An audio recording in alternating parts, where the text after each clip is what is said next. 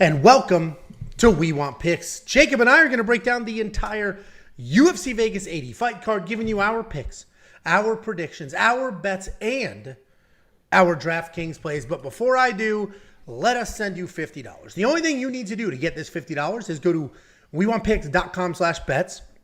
Sign up with any one of our betting partners, make a deposit, and we will send you $50 as a thank you. It's affiliate marketing. You're going to click the link. You're going to make a deposit. They're going to pay me. They're going to say thank you for bringing us this wonderful customer, Angelo. Here's a couple of bucks, and I'm going to slice off $50 of that, and I'm going to send it right back to you. WeWantPicks.com/bets. Sign up, make a deposit. We'll send you that $50. You can use that $50 to become a premium member. Premium membership is going to get you all sorts of tools, information, bets, insight, value. It's the greatest value in this space, period, end of story. One of those tools is the line movement tracker. This card now has two fighters that went from an underdog to a favorite. Montana De La Rosa, officially a favorite. The other one is Joaquin Buckley, opened plus 130, now cruising as the favorite, and four different fighters have had 20% line movement or more. You can use this tool as well as the detailed data, metrics, and analytics. You can use this to find spots. You can use this to scare yourself away. You can use this to do your own research. This is 38 columns of details, data, metrics. We have odds, we have fighter stats, we have their last five, we have striking stats, grappling stats, all of that information laid out nice and neat. And then we even divide it up into small chunks that you can sort, dig into, and again, do your own research. If you value your time, this takes like 8 hours to put together, 5 hours to put together. Imagine if you had to do that for $10, you get 4 of these a month. You're also going to get a DraftKings optimizer. If you don't know what DraftKings Fantasy is. Anyway. What is that from? It's just like a DJ thing, man. You never. No, I know, but I know that you've never been in the club. So I'm picturing a movie or something. Anyway. The DraftKings Optimizer is going to build lineups for you. It's going to use all the data that's already inside of it that we put in there, the best data in the game, and it's going to be a fancy calculator and build a fantasy lineup for you. And if you don't know what DraftKings Fantasy is, it's okay, because we have courses that will walk you through exactly what it is and how to play it. Click on More in the menu, click on Courses in the menu, and walk through that. It's also more than just me and fucking living La Vida Loca over here. You're also going to get Running Mouth MMA. That's 3 people's worth of picks, bets, details, and information. You're also going to get Artem, who's breaking down far more than just UFC. Bellator 300, also this weekend. His picks, bets, insight. Dana White Contender Series every Tuesday. Oh, Contender Series. I'll be live for Contender Series tomorrow Jacob night. is now here on Monday. We are filming on Mondays now so that Jacob can live stream Contender Series. Artem, his Contender Series breakdowns, the insight, the picks, the bets, are a full week ahead. So if you go to Artem's page on the premium side of things, you're going to see next week's Contender Series, then Pick Doctor and AI. I've got a little bit of a bone to pick with Artem, too, and I've already kind of discussed it a little bit. But last week I went live for Contender Series, and I did it completely blind. I was just going off of what I looked at on face-offs and whatever. But Artem was in the chat, and there was a female fight, and he told me that this one female throws like 4 to 6 strikes around, and just low volume like crazy. Do you know how many strikes she landed in that fight, Angelo? Over 200 significant strikes landed. And he said this week, he's like, dude, if you watch her film, that is out of the ordinary. So, little bone to pick with him, but typically he's pretty spot on. I know. Well, I'm not keeping track of all. I'm not, but my oldest is, so I'm really. Well, you sound a little. That's because I was rushing. I haven't been sick, and I'm not going to jinx it. I'm not going to say it out loud. I'm not going to jinx it, guys. Everything that I mentioned. It's a big week this week. The hundreds of things I did not mention. $10 a month. Just go to WeWantPicks.com. Click Become a Member. Stop wasting everybody's time. Become a freaking member. We almost have 3,000 members. 3,000. Almost. Not quite 3,000. We're right there. Did you know that if you ask a guy to hold up the number 3, that they will always do this or this for some reason? They won't do this. Yeah, no, I think it might be this or this, but they never do this. I saw TikTok about it. They just kept asking random people to put number 3, and they either did this or... This is hard. This is like a lot of work. This seems not supernatural. I probably would do this, but this doesn't seem too crazy. But nobody did it. It was pretty surprising. I normally do this, and that's probably from wrestling just forever. That's, whatever. That's how they do it. But this is 2 internationally. Americans the only ones that do this. Other countries go 1, 2, what 3. The fuck? As you should. Oh, yeah, the new what the fuck was that? The new macOS. Oh, wait, double thumbs. Look what double thumbs does. You don't have a... Hey, we're celebrating, baby. I don't have a Mac. I have a Mac. You're doing this on the Mac right now? Yeah. Did you install the new OS? Yeah. Then you have to click on the top in the menu bar there. There's a little square. I'm scared. I don't want to fuck it up. Well, anyway, you got to turn it on. Anyway, let's go ahead and break this. Why would you turn that on? I was messing with it the other day, and then I forgot to turn it off. And now I'm like, well, how often am I like, wait, let's see what this is. And that's for conference calls or something? What the fuck? It's any time the camera's being used. So, Angelo, let's go to you. How's this week been for you for work? It's been great. Come on, faster, motherfucker. All right, it's double thumbs. Oh, there you go. Oh, yeah. Double thumbs is a whole thing. Balloons. I think there's an... I think rain is one. Speaking of balloons. That's definitely not. There is a way to do lightning. Of balloons. First up at UFC Vegas 80, we have Montana De La Rosa taking on short notice. She actually is potentially the prettiest woman in this sport and doesn't get the credit because she doesn't. She doesn't thought herself around. She's just. She is very pretty. And it seems with my research that I did, because you guys know I do all the research for all these fights. Her husband's a little bit of a short king, I think. He's from here. Isn't he? He's like a little Mexican guy from here. That's why that's where De La Rosa comes from. I know, they're from North Texas. When I picture somebody from Texas, I picture fucking Bo. So when I say he's short, and you're like, yeah, he's from here. It's like most Texas people that I know are fucking absolutely huge. Well, De La Rosa was a dead giveaway. I would never disrupt a happy marriage, and they seem happy. And Montana does seem like a beautiful woman. But if something, weird things happen in life, and if things were to come up, I would just like to say, Montana, that I'm available, and JJ as well. There you go. You and JJ would make some pretty red children. Well, my 23andMe is pretty red children. I cannot wait to get vindicated. My 23andMe is into genotyping right now as we speak. They are going through and they're like, "Oh wow!" Right now they're dissecting this DNA. Like, holy shit! Very surprising. I'm going to be vindicated. They're going to show I'm not a ginger. You're going to get, first of all, if ginger was a class that showed up on that, it would be on there for you. But you're going to get, they're going to show up at your house. They're going to show up at your house like those scientists in E.T. Remember that? Just the white, they're all like at the coast and everything. Right, that's how they're going to show up at your house. Yeah. In your wheelchair. Anyway, let's start this over. First up, at UFC Vegas 80, we have Montana De La Rosa taking on short notice JJ Aldrich. Montana De La Rosa, 12-8 overall, only 1-3-1 in her last 5. She's coming off that loss to Tatiana Suarez. She's taking on JJ Aldrich, 12-6 overall, 3-2 in her last 5, and she's coming off that submission win over Na Liang. As I mentioned, JJ Aldrich stepping up on short notice. Not that short. We had the week off. This was announced before the week off, so a couple of weeks, but it is short notice nonetheless. Montana De La Rosa is a wrestler through and through. She's got a pretty straightforward game plan. Going to come forward, work against the cage, try to get those takedowns. She's also a real wrestler. She wrestled before her MMA career and then parlayed that wrestling into MMA. It's not like a lot of these other fighters that learn to wrestle later and then latch on. It's not like you. That's like, oh, I've wrestled my whole life, which is fake. Okay. Her striking is improving. She does struggle to get her hands going. She's coming off that loss to Tatiana Suarez where she was just, unlike me, she didn't wrestle her whole life, but Tatiana did. So Tatiana was able to out-wrestle her. Taking on JJ Aldrich. JJ is a very good striker. Well, all right, let me remove very.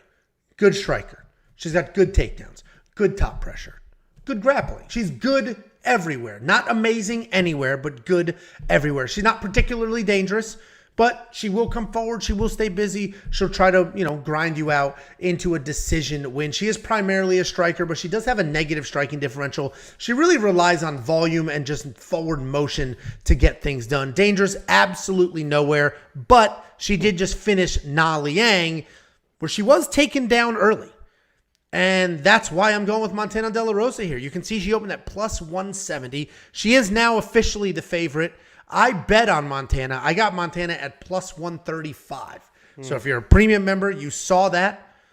Maybe you tailed if you agreed with it. If you don't agree with it, don't copy people's bets. But if you agreed with it and you saw that, you got that nice and early at plus 135. And I think the reality is JJ can get taken down. Montana is a big, strong wrestler, not on short notice, that can take JJ down. I think it's that simple. JJ's striking is decent. Her takedown defense looked good against Erin Blanchfield. But if we watch Erin Blanchfield's last fight, we now know her takedowns kind of suck. And Montana's don't. So I like that, yeah. Montana for the pick, baby. Slay. Yes, Queen. Who do you have? Really, week off. I'm pretty glad we don't have a week off. When's the next week off? Because you are on another planet right now. That's for sure. Yeah, I mean, Montana De La Rosa, you look at that 12-8 record and you think, 12-8, is she even any good? People that probably don't watch fights very often, you see that record, and it probably is a red flag. And then you dive into her losses. Mackenzie Dern, Cynthia Calvillo, back when she was, Cynthia Calvillo, Andrea Lee, Vivi Arroyo, Macy Barber, Tatiana Suarez. These are very high-level girls, and she's only losing by decision to most of them. Got finished by Mackenzie, got finished by Tatiana, obviously. The biggest question mark for me is going to be the short notice for JJ, because I don't know. I already didn't know really what kind of JJ is going to show up, because we saw the JJ that came in against Erin Blanchfield and was really kind of dominating that fight. Took Erin down, defended the takedowns, looked really good until Erin kind of lucked into that guillotine submission. And by the way, Erin Blanchfield, I'm one of the most overrated fighters I've ever seen in my life. But she looked really in control that entire fight. And then she comes in her last fight, minus 500, minus 600, whatever favorite she was. And I know a lot of people had her in parlays, and a lot of people in the first couple minutes of that fight were like, oh no, like what is about to happen in this? Because Liang Na came in, took her down, was looking aggressive. Yeah, was looking really strong in there and did what Liang Na does, and that is fade in that fight. And that allowed JJ to kind of take over once Liang Na started to fade. Montana De La Rosa is not a girl that fades. She is a tough girl that stays there from bell to bell. Even against a tough girl like Tatiana, she hung tough as long as she could. Against Macy Barber, I know I've given Macy Barber a lot of shit, but she is once you beat a man at Hebos, you become, she is one of the most talented girls I have ever seen in my life. A great finisher as well. And she went toe-to-toe with Macy Barber and really was kind of out-muscling Macy Barber at times in that fight. That's why I like Montana in this fight, because JJ can't, especially short notice, she can't rely on Montana just kind of getting tired, and then that's when JJ can take over. JJ's the better striker here, but Montana knows what she wants to do. As Angelo mentioned, she is a wrestler. She's got to get in there. She's going to get the clinch. She's going to get some takedowns. She's going to make it dirty. She's going to wear down JJ, and I think she can win this fight. I like that bet that you placed. I actually placed a bet, not for premium, but for myself, because I didn't really like to double up. We got burned a little bit last week with the female where we doubled up, with Vidal or whatever. So I didn't double up for premium, but I did place a bet personally for Montana. I think that she should be able to win this fight, but, JJ is the better striker and has shown in the past that she can defend the takedown. So it worries me a little bit, but Montana is should be good to go, and I think that she is pretty good to go. Well, and odds matter, obviously, because I don't think I would have bet on Montana at minus 133. But when I saw plus 135, and I saw JJ was just taken down, and I saw JJ on short notice, I was like, I like that. So I threw a half a unit on it. But yeah, odds matter. The difference between plus 135 and minus 133, that's a big difference. That's the difference between making money and losing money if you have a close night. So I wouldn't necessarily jump on that now. Would you do that now, minus 133? You're that confident? I'm medium confident. It should be a decision fight. I think we both agree it should be a decision fight. Yeah, if anyone is going to finish anyone, it might be Montana getting on the back, maybe chasing a finish, something like that. And in a decision fight, I like the tenacity of Montana. I mean, JJ will kind of just, I don't know, she won't really wait. She's not one of those girls. She will kind of pump up the jab, but I know Montana is a girl that's going to be aggressive for those takedowns. In a decision fight, the only thing that might worry me is the judges, if she can't get the takedowns, and it's a lot of control and holding, the judges lately, in the past few months, in the last 6 months, the judges, especially in Vegas, have really turned their nose up at people that just kind of hold without doing damage, and she can do that at times. So that's what worried me a little bit for putting in for premium. So I don't know if I answered your question. Honestly, I don't know. It sounded like a yes, so I'll take that. DraftKings wise, 8,200. Montana may be worth it if you think she's getting the takedowns and you think she's getting that control time. That adds up in DraftKings. That really does. And she's only $8,200. We can get a 90, 100-point win out of her just with takedowns and control alone, potentially even, if she could get a finish, which I highly doubt. The over 2.5 is minus 400, so that is pretty juiced. But anyway, Montana De La Rosa, both of our picks. I had the pick when she was an underdog at plus 135. If you were a premium member, you saw that. Now it's minus 133. That gap in line alone, let's say a unit for you is a $50, $80, $100. That line swing alone, things are really going well for you. I bumped it up. That's congratulations, man, on that success. That swing alone is the difference between premium and not premium. For freaking $10 a month to get the alert on your phone, we're doing the research. We're breaking these fights down. I'm putting up premium bets a week or 2 weeks before the actual events. Oh, wow. You get the alert on the phone. If you like it, you hop on. If you don't, you don't. WeWantPicks.com, click become a member. And before we move on, we've got this baby dick said only 1% of the population has access to BetOnline's early lines like you. First of all, it's far less than 1% of the absolute false population. Did I use that? Unequivocally. Unequivocally. Well, he said population, but the reality is, I would say at least our community, it feels like 80% of you are using BetOnline. We do the $50 payouts. Anybody who goes to WeWantPicks.com/bets and sign up, 90% of that is BetOnline, and I'm paying out thousands of dollars a month. So almost everybody has access to the BetOnline odds. And if you don't, let's say you're in a state where it's perfectly legal, you're in DraftKings, whatever, you could still sign. It costs nothing to sign up. Throw $100 in there, whatever it is in there. And if you do see a line early, you do see a prop early that you like, throw it. Why wait? And I tell you, I think this is a good card for props, and I'm really excited, honestly, for the Friday takedown line. I think we might get a good takedown line for Montana in this matchup because she really hasn't gotten a lot of takedowns. A lot of that is based on stats in the last few fights, and she really hasn't gotten the takedowns that she usually gets. So we might get like a 2.5 or something on her. I'm really interested to see what they give us for takedown lines on this one. Well, most takedowns could be like minus 200 for Montana because JJ wrestles, she averages almost 2 takedowns per fight.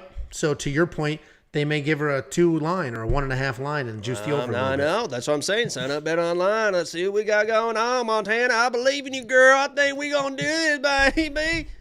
The Philly boy says, "What if I deposit through crypto using your link?" So it doesn't matter. The way we get paid, you only get paid if I get paid. The way we get paid is if you use our link to sign up, to create your account. If you don't have a BetOnline account, you use our link, you make an account. It doesn't matter how you deposit money, as long as you've done that. Now, people who already had an account, well, it's too late. People who went directly to the website and didn't use our link, not going to work. As long as you use the link and sign up, you are good to go. We had a super chat as well. Oh, let's get to it, baby.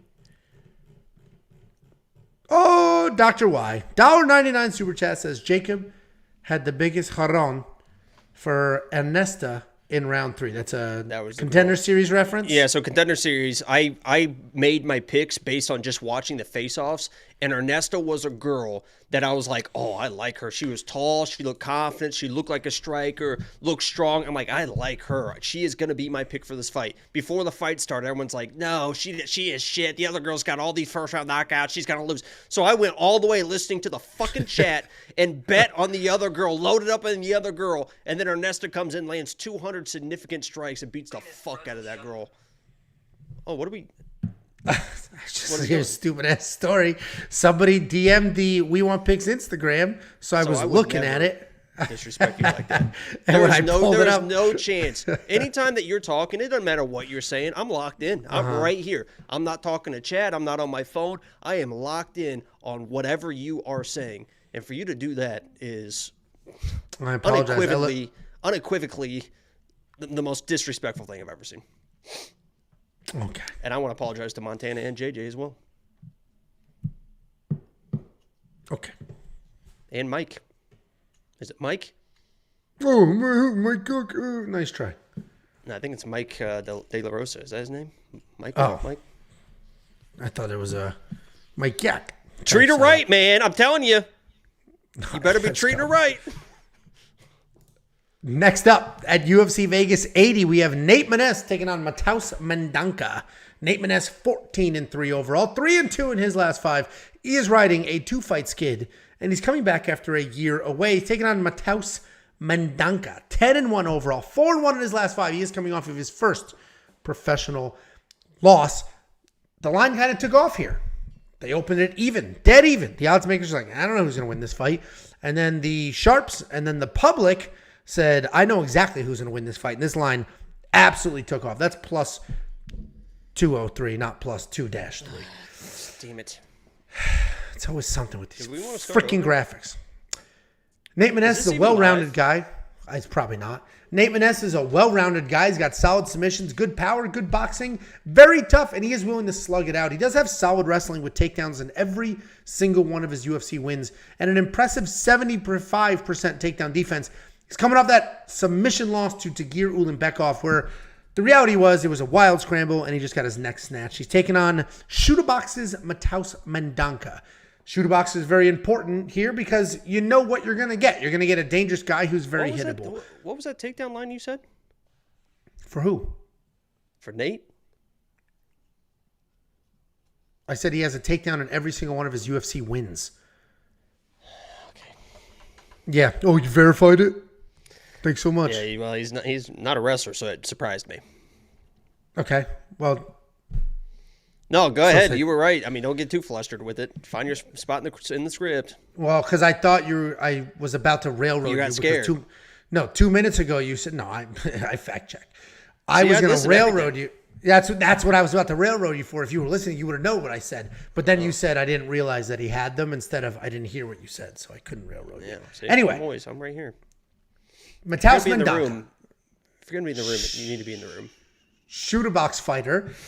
And that's important to note because he fights like a shooter-box fighter, except a little bit of a grappling twist. He is primarily a grappler. He's going to look for the cage control, going to look for the takedowns, but he will strike wild. He will get hit very often, and he is very dangerous. That's the shooter-box way. Be as dangerous as possible, take whatever damage you're going to take, but chase that finish. And that is Mateus Mendonca, but more heavily in the grappling department than the striking department. He is coming off that first loss of his career, and in his UFC debut, but that was to Javid Bajarat, who we know is phenomenal, but Mateus couldn't really get his striking going or his grappling. This is actually a pretty tricky fight because on one hand, Mendonca is very dangerous. He can knock out or even submit Maness. On the other hand, he's hittable as hell, and he can be held down if Nate comes with a very safe, wrestle-heavy game plan. As Jacob mentioned, he's not really a wrestler, but he does have takedowns in those wins, and if that's how he's going to come forward and he's going to focus on that, he could get Mateus down, keep his elbows in, keep it tight, and then ride out a win. I don't see that happening. He hasn't really showed that to be a game plan in the past. He's used wrestling. He's won fights because of the wrestling, but he hasn't really shown that to be a full-blown game plan.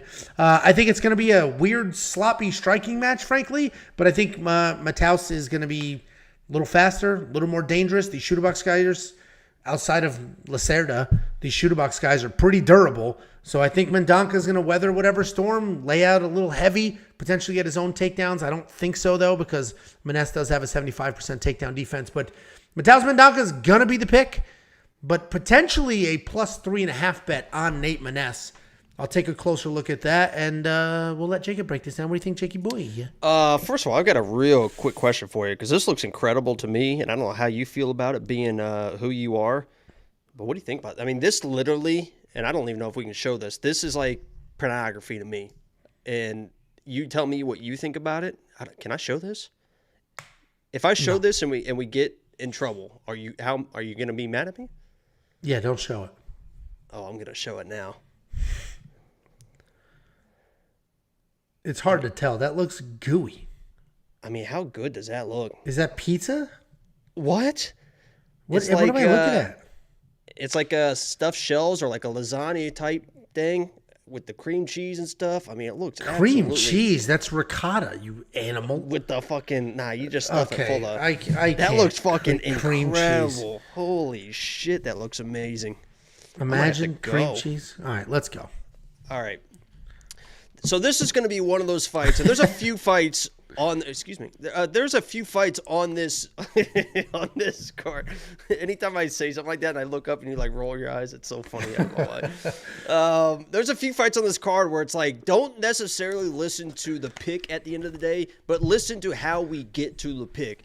Because this is one of those fights where I could see Mateus coming in. This dude's a wild dude. He, as Angelo said, he is a shoot-a-box guy, and he is like on the wild side of even shoot-a-box type people. The way that he throws strikes, the way that he tries to get takedowns, the way that he wrestles. And like some of these shoot-the-box guys, he is kind of a first-round, I don't want to say or bust guy because he is still durable after the first round, but he definitely is not as dangerous when I watch him outside of the first round. But in the first round, he definitely has the skills in the striking, in the grappling to finish a guy like Nate Maness. Nate Maness, to me, is a striker, a long, rangy guy, right? I mean, he's coming out of 125 at 5'10", 125. I know what that's like. I used to be that guy. That's a very skinny guy, long guy. He needs to use his length, and I think that he might be able to use his length early.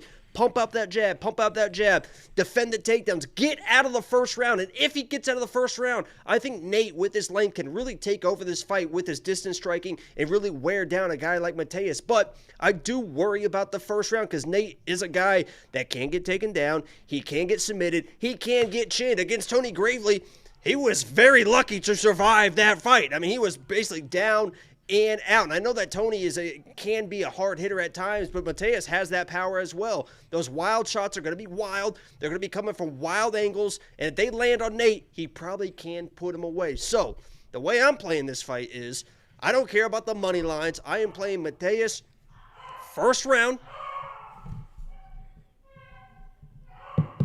I'm not rolling my eyes at you. Do you not hear the dogs going crazy behind me? I fucking hear them. I'm muted. We'll wait. Go ahead. We'll wait.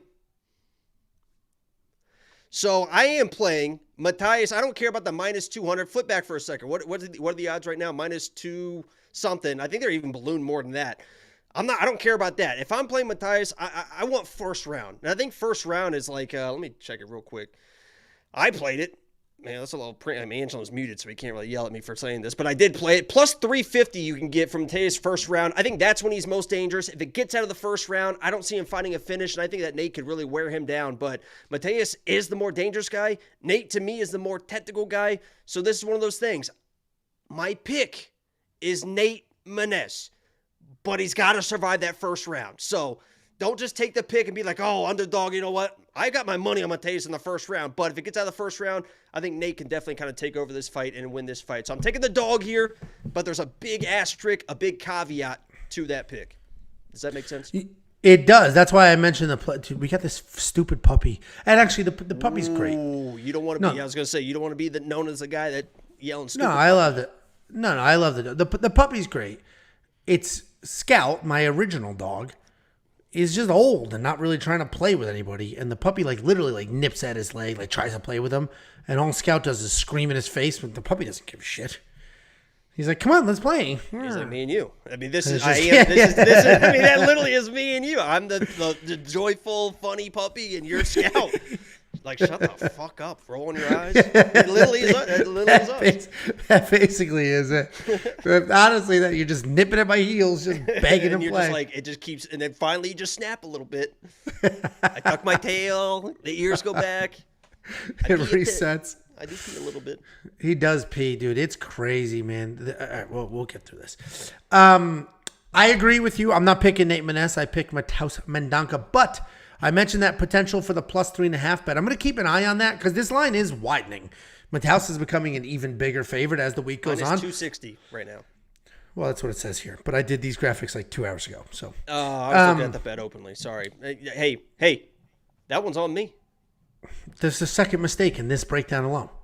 On you. What? Oh, yeah. No, the takedown in every win. So I think the plus 3.5, if you don't know what plus 3.5 is, you're basically, it's the spread. You're buying the spread, right?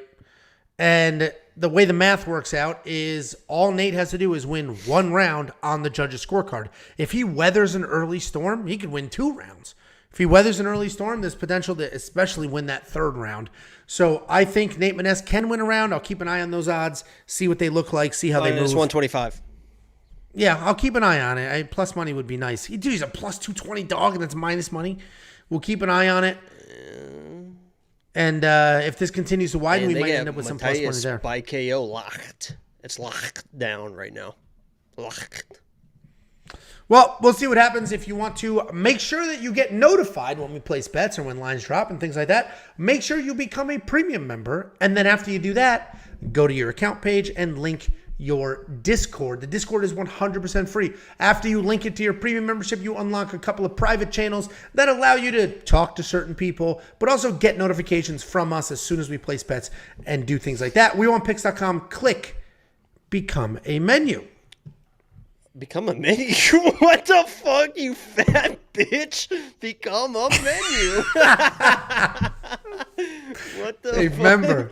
Become a member. I show a picture of some lasagna and you got fucking sidetracked as fuck. Become a menu.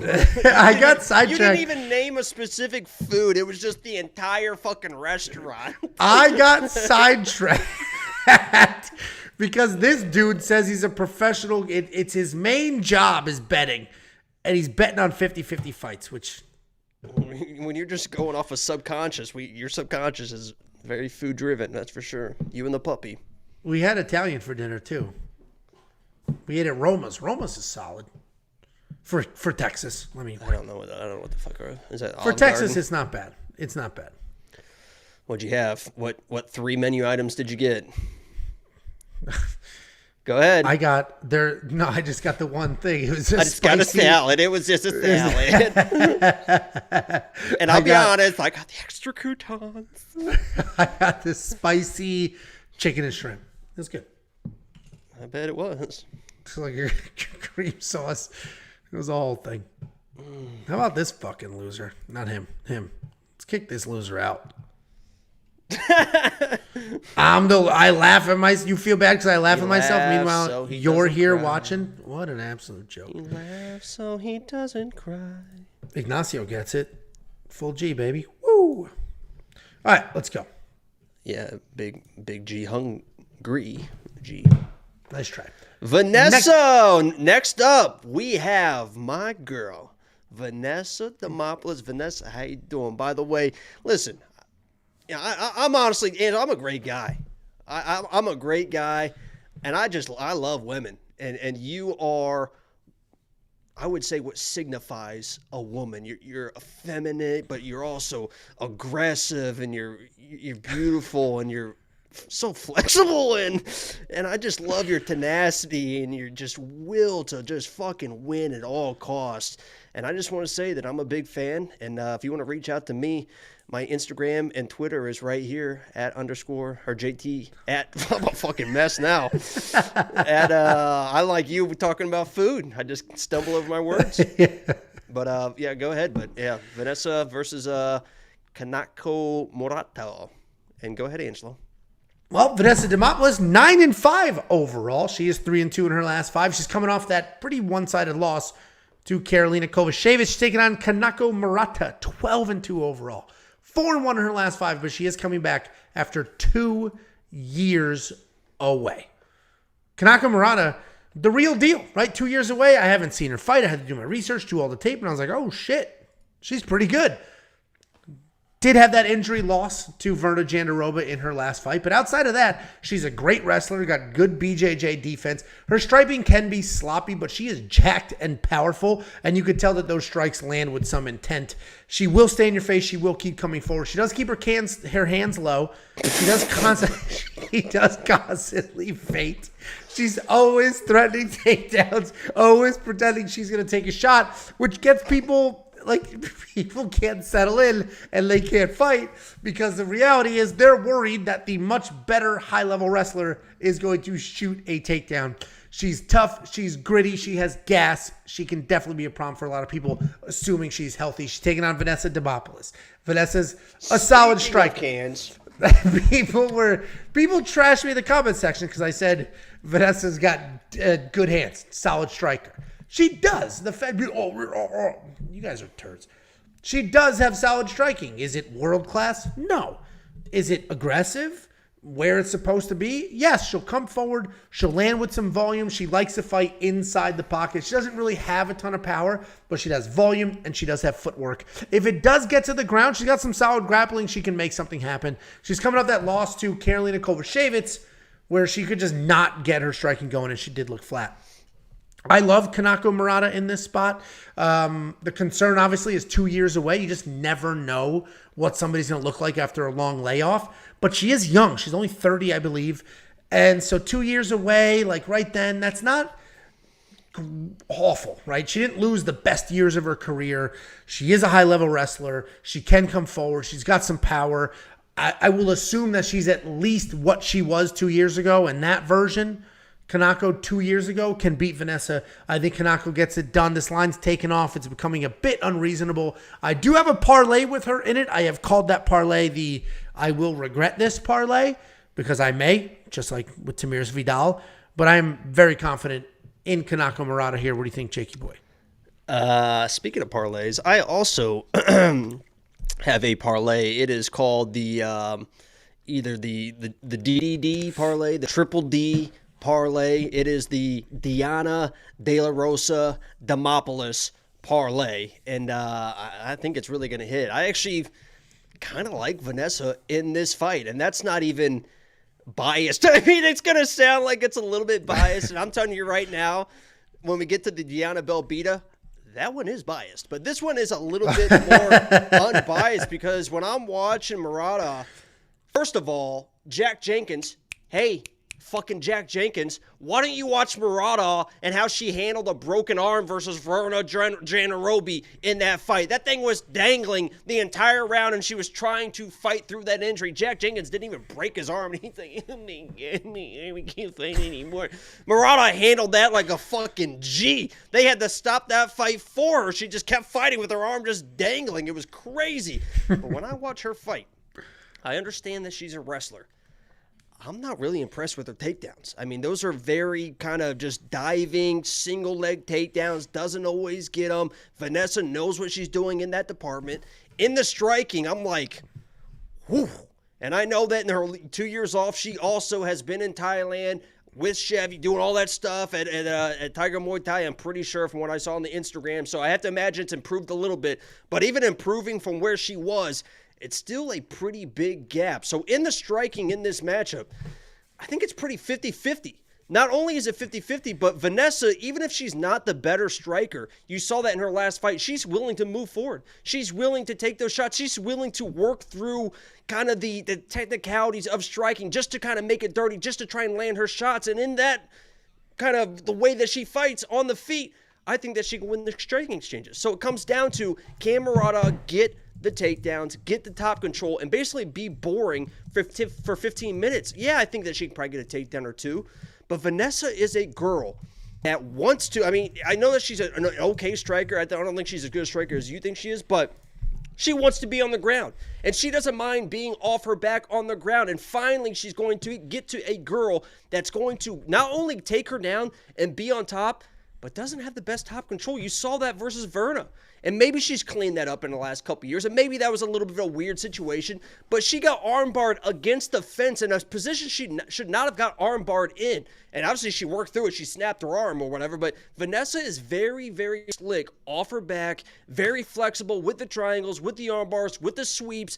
I would not be surprised at all if it goes down to the ground, Vanessa's sweeping and finds a submission in this fight. I think one of the better bets for this card, and you can correct me if you feel different, is Vanessa inside the distance, decision no action. She's a tough girl. Murata's not really a finisher, and if she is a finisher, it's probably going to be in a submission, but Vanessa's very good on the ground. I don't think she's going to knock her out or TKO her. And I think on the ground, the more dangerous fighter is going to be Vanessa Demopoulos. So I think inside the distance, decisional action is a great play. If she loses a decision, you get your money back. If she's just out-wrestled 15 minutes. But if she finds that submission, I think she's going to find you're going to get paid in a big way. I think it's plus 195, something like that. I played it, and I think that's one of the better plays. Vanessa, hey, me and you, look out. You know, that's a power couple if I've ever seen one. I mean, yeah, you guys could share clothes. 5'2", 125 pounds. That's great. That's great. The DraftKings line is interesting. $8,900, $7,300. Obviously, very heavily juiced for Murata, assuming the takedowns is what they're expecting. The control is what they're expecting. $8,900 if Murata is going to get a whole bunch of takedowns and a whole bunch of control time, potentially could be worth it. I agree with you.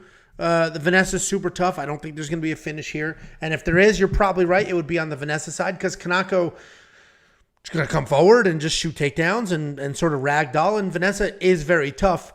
That plus money for the inside the distance decision, no action is not a bad bet because it was plus 195. It's now plus 180. There you go. A little bit. There you go. Premium members saw it nice and early. Yeah, I mean, I think Vanessa's probably this. I don't think she's worth it in DraftKings either, though, because A, I don't think she wins, and B, she's not going to get takedowns. She's not going to get a knockdown. So we're just relying on significant strikes in a loss. And I would not be surprised either. And maybe I am just a little bit of love drunk right now, Angelo. But honestly, when I'm watching Murata strike and stuff, I could see a world too where Vanessa just kind of blitzes her, gets in her face, and just pop, pop, pop, pop, pop, pop, pop, pop, pop. And then she gets desperate, maybe even like a fucking TKO situation with Vanessa too. She's got no power. She's got no power. I said a fucking TKO situation, Angelo, when you're just like covering up and somebody just pop, pop, pop. Vanessa, but Murata will just shoot. She'll just dive at a leg. I don't think people understand the tenacity that Vanessa brings into every single fight. People are like, oh my God, she's just doing it for the clout. She's just doing it. Fuck that. That girl gets in there and fights for her fucking life. And people need to start 100%. putting some fucking respect of Vanessa Demopoulos. And she's going to show people how fucking tough she is in this fight when she finishes this girl in the second round at the 2:23 mark. Okay. I agree with most of that statement. And people mentioning her prior career, who gives a shit? That doesn't matter. She does come in here. She fights her ass off. She's not a quitter. Good forward pressure. We are split. You want to bet? I'm in love with a Would you like to bet? Somebody super chatted and wanted me to start singing. That's a perfect opportunity. Yeah, we can fucking bet. Yeah, fucking bet. You want to put it on Bet Openly? Because last time I did that, you were like, oh, somebody took it before I could take it. And I won that bet, by the way. Why don't you throw your parlay on? But no, it'll be too expensive to throw your parlay on Bet Openly, and I'll take the other side. But that'll be parlay. Yeah, that's a massive underdog parlay, so it'll be too expensive on my side. Anyway, if you guys want to unlock all our bets nice and early, but more importantly, the tools, the insight, the information, all of that is available for only $10 a month at WeWantPicks.com. And we have this comment from Jumbo Loco. He said, I've paid for Patreon bets in the past. I've gotten screwed, and I told myself I would never do it again, but this premium sounds tempting. Let me talk to you very quickly. It's Jumbo. Fucking $10 a month. You're going to have a $10 parlay on this card that you know is going to miss. Pay the $10 a month. See what it's all about. Not only is it's not just one card. It's $10, and we got three more. What, is it three more? I don't think we have a week. Yeah, no, we're on like a 7 stretch. Yeah, so three more cards to make it worth your money. I mean, come on. What the fuck we doing? I agree with that sales pitch, but also we're not a Patreon. Patreon is like a stupid list. It's a Facebook page, basically. It's a list of text and maybe a picture or a link. It's stupid.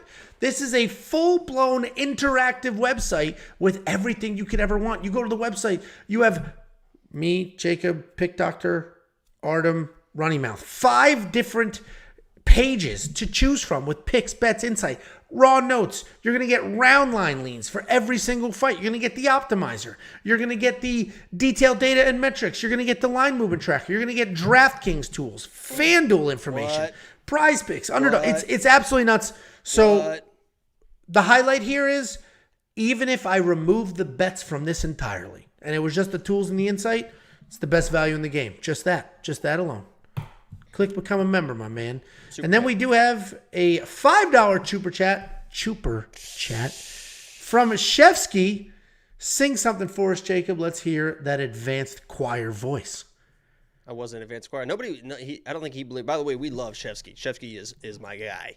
In the Discord, if you guys are not in the Discord's 100% free. Shevsky's in there giving out football plays every week that are just absolutely unreal. So we love Shevsky.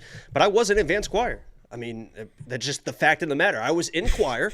I don't know why you're laughing. I don't know why. Everything about you screams advanced choir, so I'm not surprised at all. Thank you. Everything. You're welcome. Everything about you screams Justin Timberlake. Thank you, Angelo. Thank you for that. Sure. But I was in choir, and we had to audition for advanced choir. You went and you sang in front of the 3 teachers. One of them was like the actual choir director and some other teachers. You went in and sang individually, and I was handpicked, and I went around Indianapolis around the holidays, and I sang at malls. There was like 20 of us that were handpicked out of like 150 people, and I sang at malls. And I've sang on stream before, and I'm not going to be one of these guys that just, you give me money and I start singing, but at some point, I probably will break out in song. I think I have something special for Deanna, to be honest with you. That's interesting. Do you remember the words to the Christmas song that Arthur would sing in the malls? Oh, hold on. Start talking about the next Super He Chat. did one for every religion. We also have $5 for Mushroom MMA. It's something like it's Can't you Christmas. lisp Yeah. Or something like that. Well, then they did It's Hanukkah. Yeah, it's something like that. It's Kwanzaa. These are King of Queens references for everybody who doesn't know what the hell we're talking about. $5 super chat. Mushroom asked me to go get my lisp fixed. It is not a lisp. I just speak far too quickly. Hungry. You know, a lot of if you have really bad handwriting, it's supposed to be a sign of like high intelligence because your thoughts are moving too fast for your hand, basically. So you're trying to like keep up, and also and my hand hurts because I squeeze so fast. I'm writing so fast. Go ahead.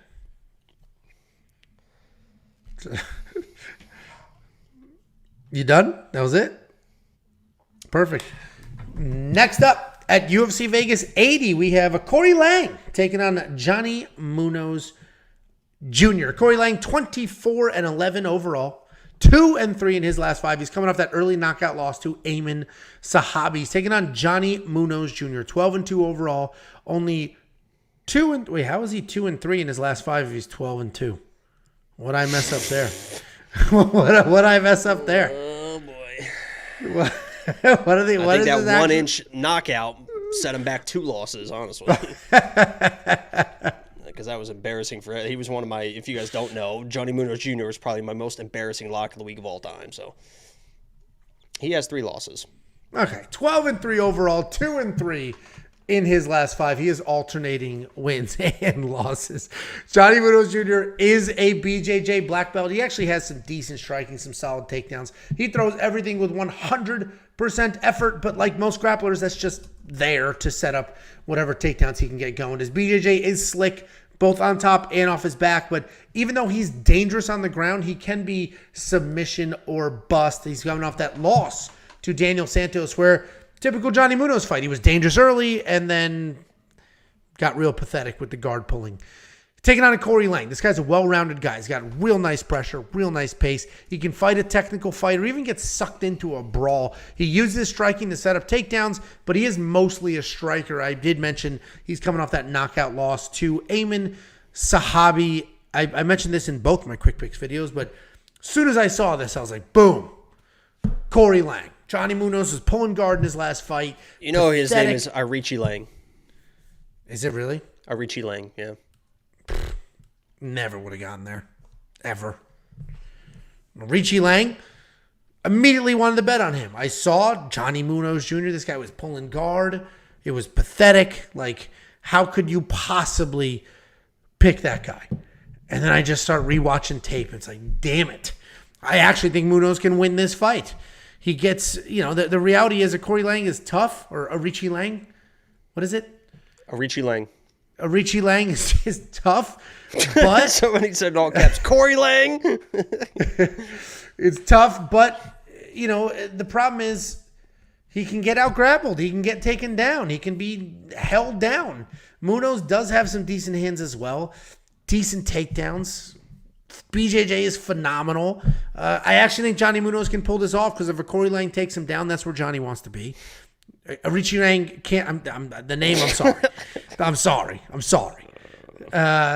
He's not great at defending takedowns either. So Johnny's gonna have the advantage on the ground, whether he gets taken down or gets a takedown.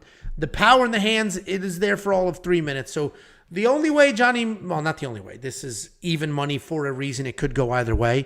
I am picking Johnny Munoz like 51%, Aoriqileng 49%. I think it's dumb close, but we'll see what happens. What do you think, Jakey boy? Yeah, so this is going to be, like I said, a little bit biased, but I know who Johnny Munoz Jr. is because I picked him as my lock of the week. My lock of the week's win or lose. I always know what those type of fighters are, and he is very, very talented grappler. I mean, very, very talented. So much so that he was pulling guard on Willie Cat, and he wasn't not getting super close on stuff, but you could see like, oh shit, this guy is very dangerous in the way that he was working his legs, the flexibility. I mean, he is just a regular Vanessa Demopoulos off of his back. But the issue with Johnny Munoz Jr. is his striking, to me, is fucking terrible. He looks the part, right? He's in and out, looks karate style. He'll come in with the big strikes, but he holds that chin up, and he paid dearly against Tony Gradley for that. I mean, that was a very short shot, but he got knocked the fuck out on a shot that probably should not knock out most people. His striking is not great. It's chin in the air. You can see, especially when he is backing up, it is not off the center line. It is just, I mean, he is just throwing his head back, and that is a recipe for disaster against a guy like Aoriqileng. But I was a little bit impressed early against Willie Cat on his takedowns. It wasn't like jiu-jitsu, like you see Mackenzie Dern, like trying to get these weird takedowns and stuff. I mean, they look like pretty explosive singles, explosive across the octagon. And if he brings that type of energy, those type of takedowns into this fight early against Aoriqileng, he probably can win this fight. He probably can. You just butchered his name too. I said Aoriqileng. Long, L-O-N-G? I don't know what you want from me. That's what it is? Aoriqileng. I'm from Indiana. That's what I say. Oh, okay. Oh, all right. What is it, Aoriqileng? I think it's Aoriqileng. I don't know. You're the one who was telling me what it is, but it wasn't Aoriqileng. long. Yeah, it wasn't long. I don't know. Fucking. If he gets a takedown, if this fight goes to the ground at all, Johnny Munoz Jr. is probably going to win the fight. So this is another one of these situations where I'm going to make a pick right now. Don't really listen to the pick. Understand what I am playing in this pick. Because I'm playing both sides of this thing, baby. Because I cannot trust Johnny Munoz's chin, his striking. I know Aoriqileng can knock people out. I can't trust Aoriqileng to defend takedowns. If anything, Aoriqileng seems like a guy that might try to pull guillotine on the first shot for whatever reason, take himself down. So I'm playing both sides. I have first-round finishes for both these guys. A second round a little bit for Johnny Munoz Jr. My pick is going to be Aoriqileng because I can't trust Johnny at this point, and he can get knocked out. I have to assume that he knows the takedowns are coming, defend the takedowns, he can win against this guy. So my pick's Aoriqileng, but I got money on both sides, and I would not be surprised at all if Johnny finds this on the ground. If it goes to the ground, he's probably going to submit this guy. He's a very high-level guy. Very good. He's very good. But I mean, look at the striking stats for Lang. 6 significant strikes landed per minute. That's a very high number. 7 received. Like he's just both sides of that. That might hit. I mean, that might pay off for him. Oh, I agree. Johnny's going to shell up and pull guard and break him. That's not what I was saying. No, I was saying it might pay off because if Johnny starts having success with his hands, he might say, "Oh, I'll just strike. I don't need to get the takedowns." And then that one shot comes where Aoriqileng is just like pop, pop, pop, absorbing shots, and then boom, that shot comes. So if Johnny gets pulled in to that striking match because Aoriqileng can get hit, that's going to be bad news for Johnny. He needs to get this fight to the ground. If he does, he can win. Yeah, I mean, I'm on the Johnny Munoz side. I'm not throwing money on this. I mean, it says minus 110 open and minus 110 now. The line did move. That's not saying that no money came in, the line hasn't moved. The line actually has been moving. It's been yo-yoing back and forth, and it just keeps ending up here because anytime somebody's going to get plus money on one of these guys, they're just betting it. And then it flips, and then they bet, and then it just keeps going back and forth. I don't imagine, it's going to move much after this. I think it's going to close pretty much even. There might be a jump for one of these guys after weigh-ins. If somebody looks phenomenal at weigh-ins, there may be a jump there. But I think it's dead even for a reason, and it should be dead even. DraftKings picked the side, and they made Aoriqileng the slight favorite. Yeah, and I think I don't know how you feel about this, but fight does not go the distance. It's only minus 150. Under 2.5 is minus 120. They actually opened that line, and I tried to play it at like plus 130 or something. I was like, oh shit, and I placed it, and when I placed it, it went to like minus 150. It's minus 120 now, but I don't know if I see this fight going the distance. It's been, yeah, I agree. I doubt it as well. Both these guys have been chinny in the past. Like both, I doubt it'll go the distance as well, but sometimes you get two sloppy guys that ends up being a 15-minute sloppy fight. This card and the next card are dicey. Very, very dicey. I like this card. I think I like this card. Well, that's a great segue, because if you guys want to see everything that Jacob likes on this card and all the bets, and if you want to use the tools to help you find your own bets, just go to wewantpicks.com, click become a member at the top. You'll unlock everything you have ever needed. It is only $10 a month for an entire month. Every single event that month, only 10 smackaroos. Next is supposed to be Chris Gutierrez versus Montel Jackson, but he's now fighting Alatang Haley next week. I thought it was this week. It's next week. I already broke that fight down. I had the graphics ready to go, and Jacob reminded me it's not on this card. So, is what it is. You know what's funny? While we were streaming just now. Oh! You know what was funny while we were streaming just now? While my neighbor across the street. More neighbor stories. Here we go. Settle in, Yeah. everyone. We go hunt, him and I go hunting doves. Me and a couple neighbors go hunting doves. Are you going to tell people what you do with those doves? You eat them. I eat them. I don't know why you said it like that. Anyway, that old school video clip of that like fat Italian dude. He's like a kid. He's like, oh, hey, gabagoo, gabagoo. Mm-hmm. He sent that to the hunting group chat, and he said, this is Angelo at 6:10 when we're meeting at the truck at 6:15. And then it's just like, hey, oh, gabba, in the mirror, just like playing with his chain. I thought that was pretty funny, because that is. If you look good, you hunt good. Yeah, I would. You know what I mean? Maybe tell that story again, but try to make it let's try to improve upon that, because that's what a lot of times in comedy you'll have a good idea, which I think that is a good base, but you really you got to kind of spice it up. So if you want to give it another try. So me, a couple of guys, we go hunting, and they're Texans through and through, just like good old Texans. And I'm me, and I talk like this and I act like this, and I'm usually late. I'm usually a good 5-10 minutes late to meet out by the truck to go hunting. And my buddy just sent me a video clip of this fat, greased up Italian guy going, hey, oh, gabagoo. And he said, this is Angelo at 6:10 when we're supposed to meet at 6:15. Naked in the mirror. Naked in the mirror. Go, hey, oh, gabagoo. That would have made it better. Yeah. All right. You know what the difference is between ordinary and extraordinary, Angelo? That little bit extra? Just that little extra. I'll work on it. You know what it is? Speaking it's of hard to having, be funny. Matt Rife said it correct. People don't want to laugh at somebody like super handsome. And that's why it's very, very hard for him to get his comedy going. So that's why you're funny and I'm not.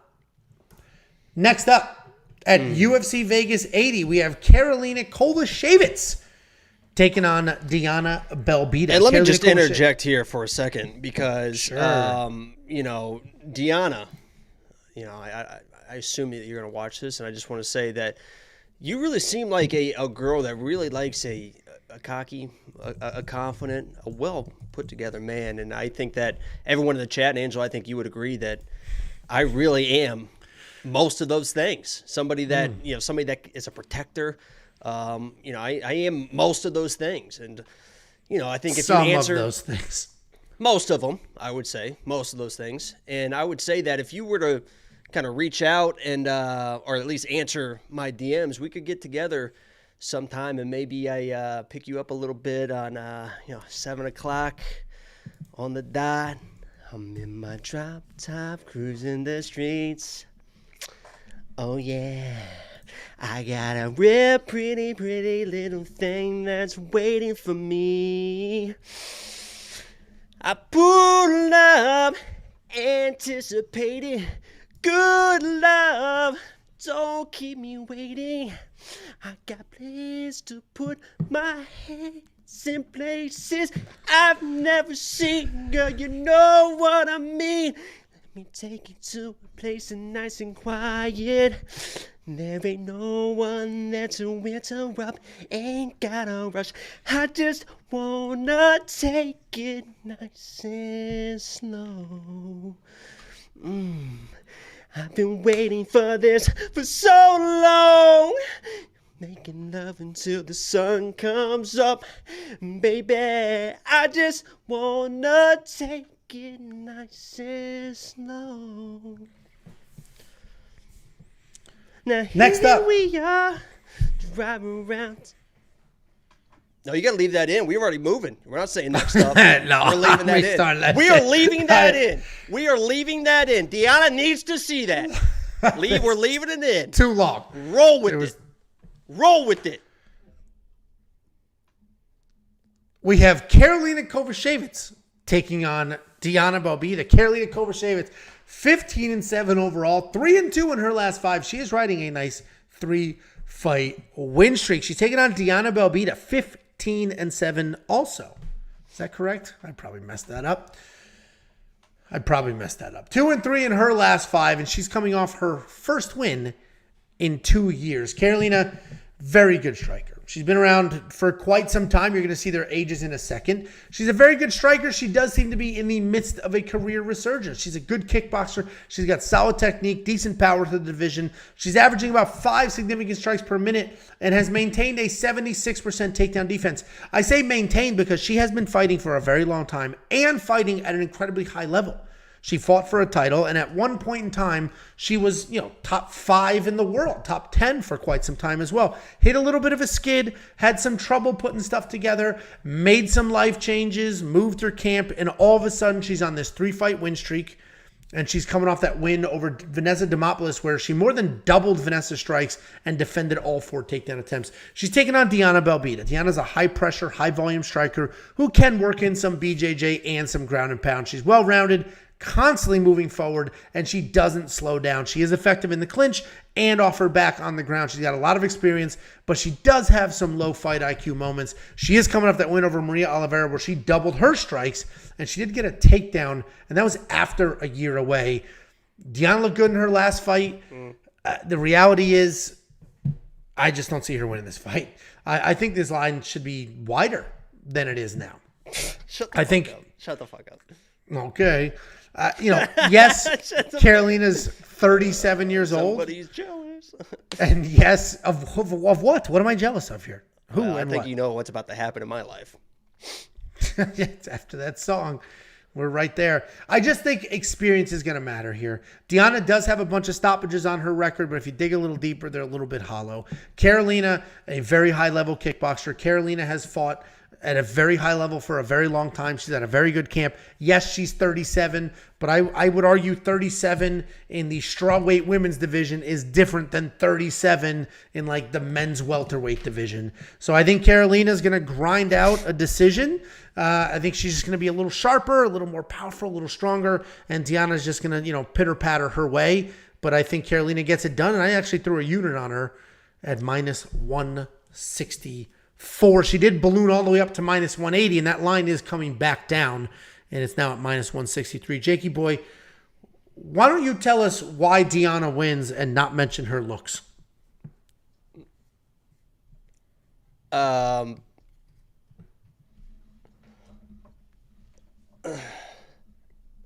So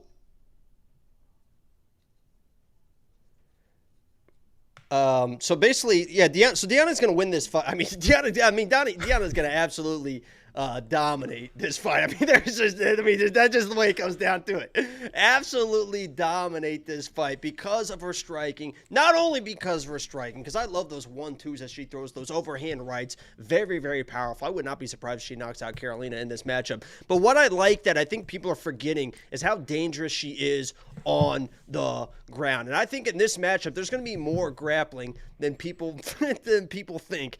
And on the ground, especially off her back, Deanna is a very dangerous guard, especially with those arm bars. Karolina getting up in age, big age gap here, which really there's nothing wrong with that age gap, to be honest with you. But there is an age gap here. I think Deanna comes in. It's a very close. I mean, Karolina is not like this overly dominant striker. She's not an overly dominant, powerful girl. Overly dominant. A lot of this line has moved a lot of what she did to Vanessa. But Vanessa is a girl that's very hittable. She's a very hittable girl. Deanna is not really that hittable. She has good head movement. 5.72 significant strikes absorbed per minute. Deanna's not hittable. Continue. So Deanna's not really that hittable. She is really good with her staying off the center line. Again, with her age, she is always going to keep improving. I think this is going to be the best Deanna we have ever seen, to be honest with you. And I would not be my big Hail Mary play last week or 2 weeks ago. It was Charles Jourdain by sub. I was telling the Discord about it. It wasn't a premium play, but I was telling the Discord about it. I put $100 on that plus 1,000.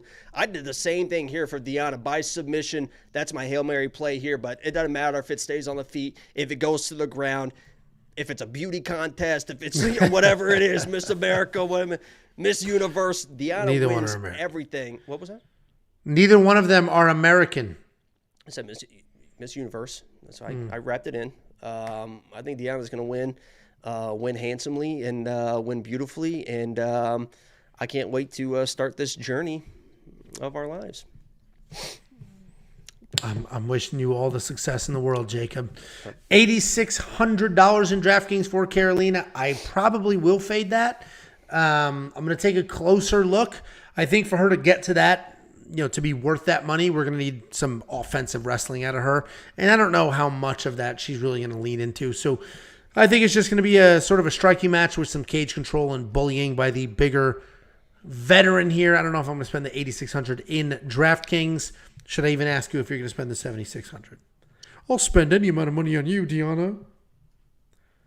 You're married. Oh, yeah. Oops. Yikes. Yikes. Whoopsie. But I get it, If I was, hey, listen, Deanna, if I was married, hey, I'm not married tonight. You know what I mean? If I was married, I'm not married tonight, Deanna. You know what I mean? So I get it. Holy shit. There you go. There you go. Anyway, you guys want to help Jacob make a couple of dollars so he could take women like this out on dates and try to impress them with his fake teeth and his fancy car? A premium member. Like the stream, by the way, the more popular we get, the better chance I have. She did like my tweet, by the way, today. I said it is Deanna Belbita fight week. Didn't really respond, but she did like it, which she's kind of playing hard to get. She responds to Chris Curtis all the time. I guess we'll just wait on that 23andMe. Really see what your angle is there. Oh, wow, D, look. It's you and her right next to each other. Oh, I don't even follow D. Oh, shit. I just followed you, D. I didn't realize that. Oh, Jesus. Oh, my goodness. D. Anyway, guys, WeWantPicks.com. Click Become a Member. Jacob could use all of the help. Next up, at UFC Vegas 80, we have Alexander Hernandez taking on Bill Algeo. This is actually one of the more fun fights on this card, potentially fight of the night. We got Alexander Hernandez, 14-6 overall, 2-3 in his last 5. He's coming off that win over Jimothy Miller. He's taking on Bill Algeo, 14-6 overall, 3-2 in his last 5. He's coming off that submission win over downtown TJ Brown. William Algeo is a pretty fast-paced striker. He's got that karate-style stance. He's going to keep his hands low, his legs wide. And because of that, he's got some decent striking defense. Surprisingly high output of almost 6 significant strikes landed per minute. He does like a dirty stand-up war if he can keep it there. He has some okay takedowns, but a low 42% takedown accuracy and a 55% takedown defense. He does have a BJJ black belt, great cardio, a fast pace, and he is super durable. He's taking on Alexander Hernandez. This guy's pretty tough to break down because, like Alex Morono, who we're going to break down in a little bit, he's got all the tools, but can be a little hit or miss at times. Alexander Hernandez has good hands. He's got good wrestling. He's got good cardio. He's got some good wins. He beat Beneil Dariush. He beat Francisco Trinaldo. And then he's got some horrible performances where he didn't really put things together. He is a solid wrestler. He is a solid athlete. He does have that power. He does have speed. His wrestling, it's probably one of his best assets, but he does have a low 32% takedown accuracy. He is coming off that decision win over Jim Miller. And if you remember, Jim had that nice little rally and everybody's excited for him, but just a little too late. Too little, too late. But Alexander Hernandez is going to look the part. He's going to have moments. He's going to, wow, look how fast he is.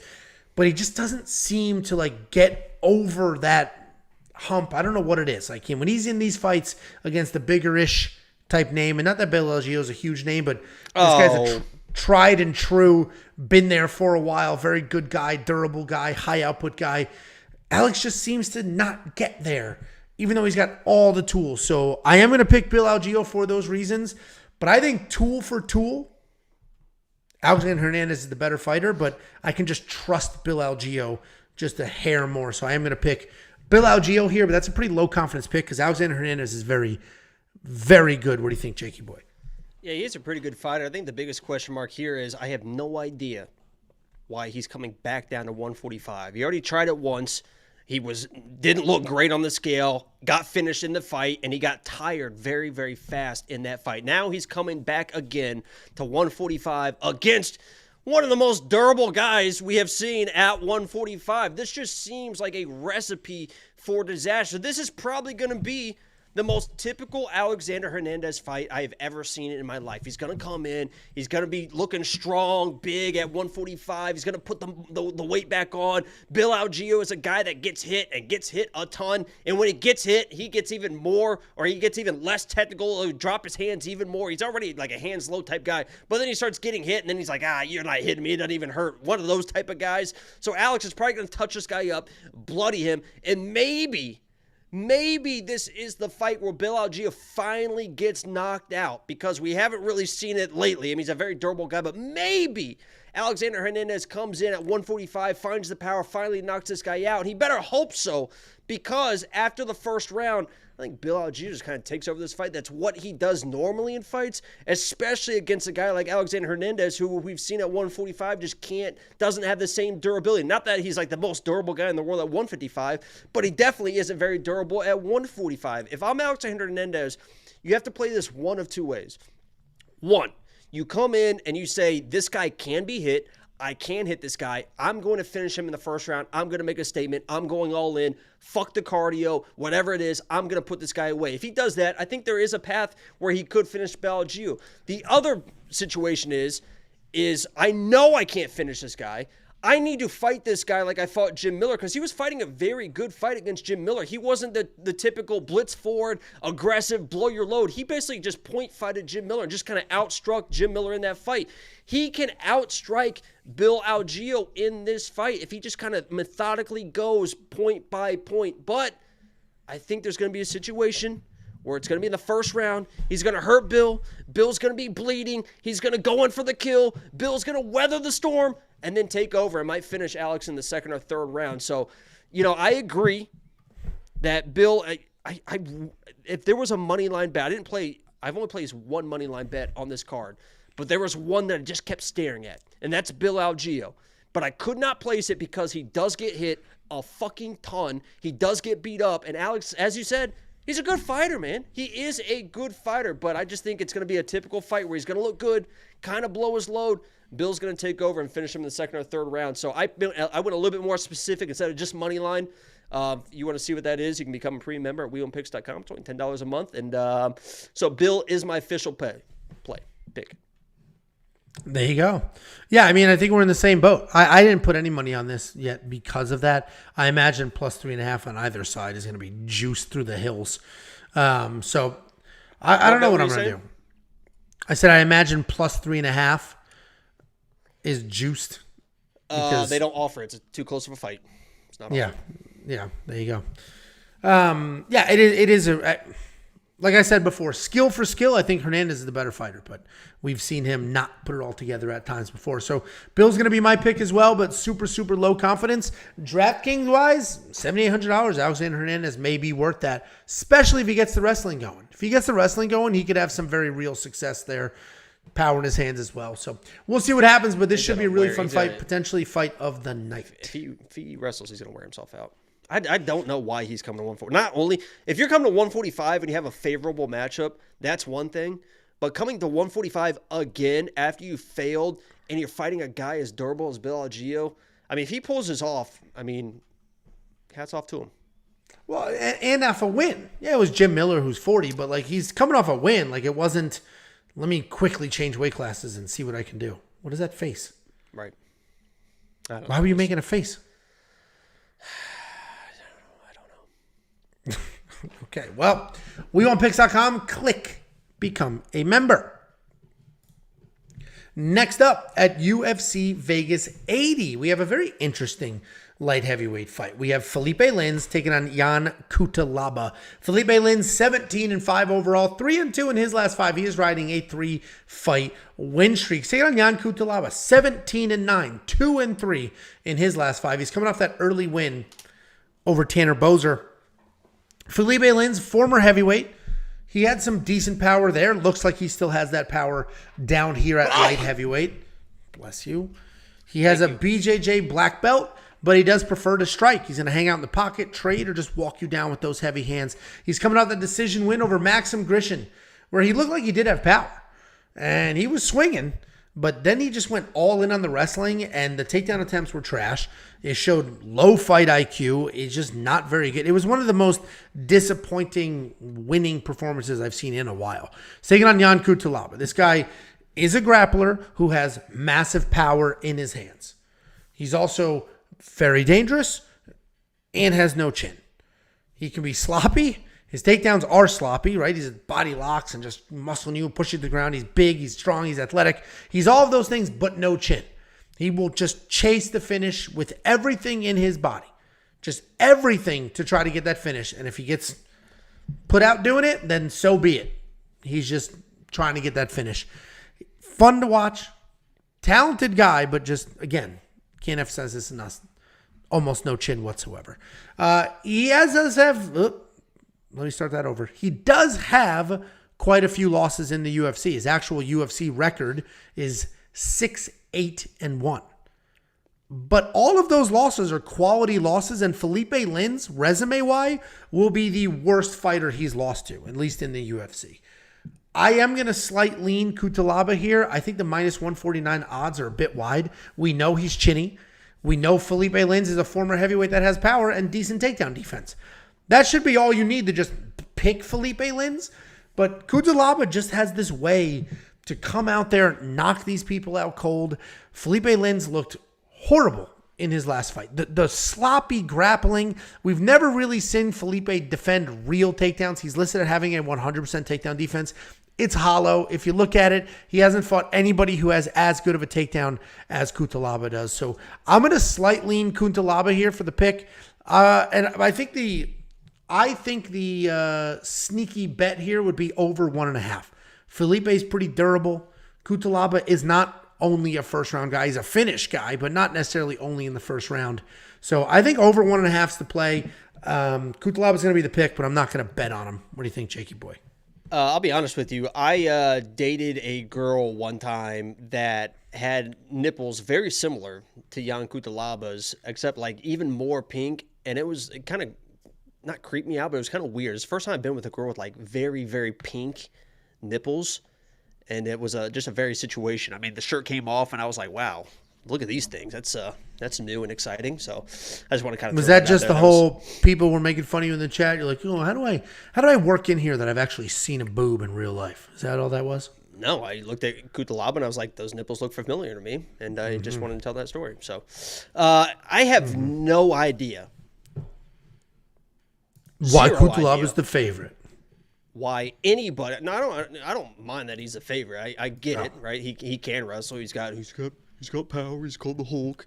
But I have no idea why people are like really high on him this week. From what I've seen in the Discord and Twitter and stuff, I have no idea how you can trust this guy. I have no idea how you can trust this guy. Maybe if he was a dog in this match, it'd be okay. Philipe Lin's 38, 39 years old. Cutelaba's still a young guy, has the wrestling. If he's a dog, I get it.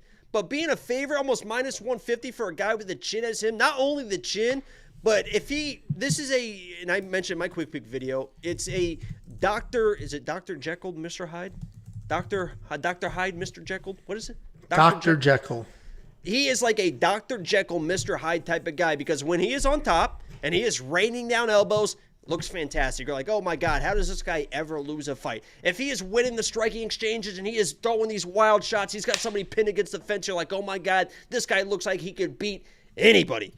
And then when he starts getting hit, you're like, oh shit. Or when he starts losing the grappling exchange, when somebody's on top of him or off his back, or somebody's on his back, he is a completely different person. I mean, he looks just fucking clueless when somebody is on him with that pressure. And Philipe Lins is a big dude coming down from heavyweight. He can throw hands. He's a guy that if he gets you against the fence, he will throw some hot power, stinky cheese. I just bit my fucking tongue trying to say that.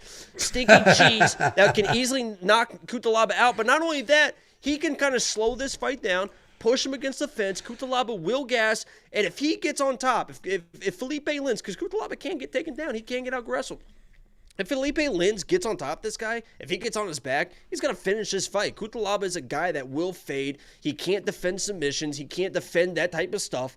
I think that Cutelaba comes in. His aggression is a little bit too wild. Philipe gets under that aggression, gets into a body lock, works him against the fence. We've seen him do that fight after fight at 205, just kind of slow everything down, work for a takedown. And if Philipe Lins is on top of this guy, I mean, Cutelaba's going to get finished. So I'm on the Philipe Lin side here. I'll be honest with you. I was like really excited that he was an underdog in this matchup.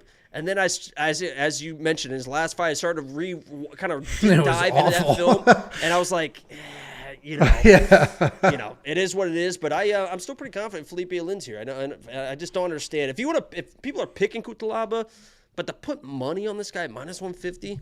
Yeah, I'm not spending that money. It seems crazy to me. Like, fuck, man. Philipe Lins isn't a slouch, especially at 205. No, listen, I agree with all that. I did pick Cutelaba mostly because I know how dangerous he can be, and I know how bad Philipe looked in his last fight, which happened to be a win. But yeah, I'm not going to put money on that.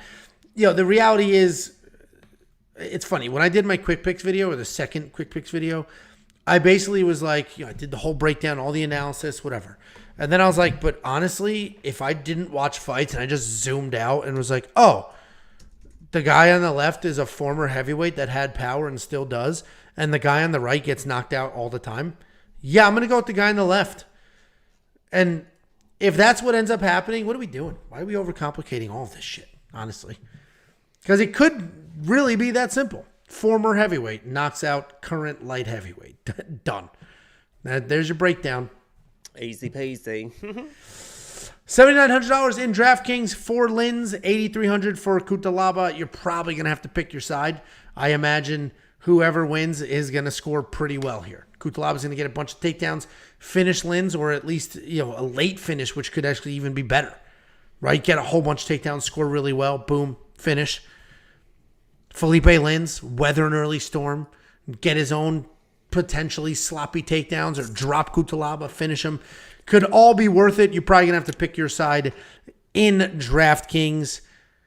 And if you want to unlock all the DraftKings tools, the insight, the information, the optimizer that will build lineups for you. If you don't even know what DraftKings Fantasy is, we'll teach you at WeWantPicks.com. Just click $10. Just click become a member. It's only $10 a month and includes everything I just mentioned, including courses. One of the courses we have is a beginner's guide to DraftKings Fantasy, which will walk you through what these numbers mean, why they're important. What do you want, Jacob? This is not a premium play, so I'll just go ahead and say it. I have $50 on Philipe Lin's second round finish and Philipe Lin's third round finish. It is plus 700 and plus 1,000 respectively. That is what I did. Congratulations. Next up at UFC Vegas 80, we have Drew Dober taking on Ricky Glenn. Drew Dober 26-12 overall, 3-2 in his last 5, coming off that knockout loss to Matt Frivola. Taking on Ricky Glenn, 22-7 overall, 2-1 in his last 5. He's coming off that Does he knockout have chest loss hair? to Christos Gallegos. Who? Drew Dober in that picture? He does. I don't know if I like that. I don't think this is He just a so new like, picture. He's just so like clean everywhere. It's just I don't know if I love it. I'm sure he gives a shit what you think. Drew Dober, fun striker. Give one, take one. He is there to brawl it out, which is odd because he's actually a very technical striker. And when he's like using his actual technique, it's clean, it's crisp, it's where it's supposed to be. And then he gets wild. Then he gets sucked into a fight. Obviously, the legend of his chin and the damage he could take continued to like balloon up and live on. And he almost leaned into it because he's just willing to stand there and slug it out. And finally, it gave up. His chin quit on him with Matt Frivola landing that big power. But Drew was winning those early exchanges, and he looked sharp. He looked clean. And then he got sucked into a brawl, and he got hit, and that is what it is. But Drew Dober, pretty well-rounded guy. He does have technical striking. You can't count on him to fight a technical fight. But he is a dangerous guy. He will get in your face, and he will swing. Taking on Ricky Glenn. Ricky Glenn's a volume striker. He stands nice and tall. He marches forward, but he tries to stay outside of the pocket. He's Drew's exact opposite. Drew wants to be in that pocket, firing away. Ricky Glenn wants to be outside the pocket, just sort of picking his shots and not keeping, trying to stay clean and not get into a dirty fist fight. He has only 4 takedowns in his UFC career, and they all came from one single fight 6 years ago, so you can't exactly count on him to come in here and try to wrestle Drew, which means we have a striker versus striker matchup. And Drew Dober's chin, yes, quit on him in his last fight. The problem is it back? I don't know. Is it gone forever? I don't know. Like, we've seen several fighters who had great chins lose the chin, and the chin never fully recovers. Drew Dober's a pretty young guy. Even if it's not fully recovered, he should win this fight. The odds reflect that. I think he's going to hit harder. He actually has the better technique if we can count on him to use the technique. But Ricky Glenn does hit really hard. He does have some power. It is possible Ricky Glenn knocks out Drew Dober. I don't think that's going to happen. Drew Dober is going to be the pick here, and these odds are honestly probably correct. What do you think, Jakey boy? Yeah, I don't know if the odds are correct. I would put Drew Dober, coming off a knockout loss against somebody with the power of Ricky Glenn at like a minus 200, something like that. I am, I don't want to sit here and say I told you so, but I'm going to toot my own horn a little bit because that was one of my most controversial lock of the weeks of all time when I picked Matt Frivola against Drew Dober, and it came down to the easiest breakdown. This guy gets hit. Frivola has the speed, he has the power, and his chin is not going to last forever. That's exactly what happened. But even in that knockout, he was knocked out, but it wasn't like a clean, like, put your lights out. He still was like, it was almost like every other time he's been knocked down, except the ref stopped the fight, and he was a little bit staggered and stuff, but at least he was still kind of there. So I'm not going to sit here and tell you, here we go again. Drew Dober against another powerful guy is going to get knocked out again. I'm on the Drew Dober side in this matchup, but I can't trust him at this point. Just like I couldn't trust him when I had Matt Frivola as my lock of the week, and I tried to warn everyone, and the hate I got that week was one of the most hateful weeks. Oh my, if Matt Frivola's going to, the Crimson Chin, he's going to knock out the Crimson Chin.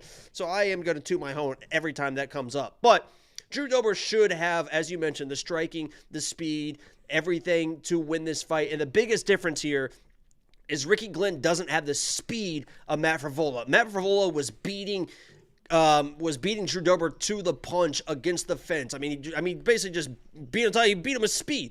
Ricky Glenn is a powerful guy, but doesn't have that same type of speed. So Drew Dober should be the faster guy, should have equal power. He should be the better striker. So I guess I get the odds. Why? And I mean, Ricky Glenn just got face planted in his last fight as well. So I am going Drew Dober here, but I told you guys not to trust him, and I'm not trust him, with my money at this point. But he should win this fight. Yeah, I also picked Matt Frivola in that last fight. I don't know why everybody forgets when I also pick a phenomenal underdog 3 days before Jacob does, and gives it his stupid stamp of approval. I'll give you guys a little behind the curtain here. I've been bitching about this for a while. Angelo is getting very, very jealous of the love that you guys give me on Lock of the Week when he also picks that person. Even when he doesn't bet him, The Dirty Bird stuff you were mad about. You didn't even put a bet on Dirty Bird. I picked him 3 days before you. 3 days before you. I made him my lock. I bet him. Billy Golf, I picked before you with a bet. Matt Frivola, I picked before you with a bet. So this is what I'll say right now. It's an absolute joke. When this eventually all burns down to shit and we all go our separate ways and it all falls apart, this is the seed that started it all. That's all I'll say. I actually don't give a shit. It is just fun to complain about. Well, you talk about it a lot for somebody. No, you know why? Well, because it's just funny to complain about. What is real funny, yeah. Yeah, well, especially because right now it's all love. You miss whatever your lock is this week, and then everybody hates your guts, and you're a loser. And I'm totally fine not being recognized for that. But what the hell was I going to say? No, where it was coming up is I picked Billy, then you picked Billy. I picked him, then you picked him. I picked Frivola, you picked. No. And you don't watch my shit. You pick it on your own. Right, I'm not saying I have that. no idea what your picks are. Yeah, no, I know that. I'm saying this when we end up picking the same underdog, even though it's a few days apart, and you make it the lock, that success rate's probably at 90%. It is pretty more so than when when we're split. Obviously, you still have some success, but when we actually agree, I obviously have no idea what your picks are. You don't watch any of my shit, so you don't know what mine are. So I'm curious to see who it is this week. You said it was going to be Chris Gutierrez, but that dropped. So it was a joke. It was not going to be Chris Gutierrez. Oh, well, you said it was, so I don't know. Yeah, the fight dropped, so I was like, because we've had so many of those situations where I was like, here we go. It was going to be Chris Gutierrez, but no, it was not. I think we know who it's going to be. 7 o'clock on the dot. He better not be Deanna Belbita. That's insane. Oh yeah. Is it? Because sometimes the lock of the week is more than just picks. Sometimes it's about love. Sometimes I pick with my heart about love, instead of my brain. Anyway, back to this fight. Drew Dober at $9,500. He probably ends up being worth it, honestly. I agree with you. I mentioned his chin may not be fully recovered, and Aoriqileng hits like a freight train. But why are we only focusing on the fact that Drew Dober is coming off a knockout? Aoriqileng also. And that wasn't a big coming shot. Off a knockout. I mean, that was like one of those perfect shots, but it wasn't like a big shot. And that was like one of those poop. He just fucking little a face plant. Yeah. No, listen, I hear you. So Drew Dober, $9,500 is probably worth it. I do have him in a parlay as well. I mentioned earlier I have that I will regret this parlay with Murata. Drew Dober's the other half of that. I threw the two of them together. Slap that out there. They both should win. I agree with the odds on both of them. They're big favorites. I think they should win, but anything's possible in this game. What are you laughing at? Angelo, call it dog nut of the week because of the pun on donuts and you're a cop. Why don't you ever acknowledge people in the chat, by the way? Yeah, you saw that, crybaby. I'm also not a cop. That was the most cop way to say that I've ever heard. I'm also not a cop. I'm totally not a cop. You know what's funny? I always say cop, and some of my best friends are police officers, and so the kids say cop now, and Tiffany is always like, "That's disrespectful. They're police officers." It's like, what? I don't think it's disrespectful. You know what? If you're a cop in the chat, let me know if cop is disrespectful. I don't think it's this. It's like it's not just fucking derogatory. It's not derogatory. It's just like a short. I don't know. I don't even know what it means, but it's not derogatory. Everybody says cop. You know what? I should have mentioned this in the Deanna Belbita breakdown. Maybe in the Montana breakdown because she seems like she likes like nice guys, and I think Deanna could get a little bit wild. But the other weekend, I always Saturday morning I take the dog. We go, we get breakfast, we drive around. Sometimes we get donuts, we wash the car, get gas, all that stuff. And I stopped, got a couple dozen donuts. You know where I dropped them off at?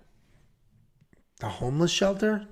The fire station, man. Firefighters out there washing their trucks. I said, Did you really do that? Yeah. I was like, you guys eat breakfast yet? They were like, no. I was like, here's fucking 2 dozen donuts, baby. They were like, I appreciate that.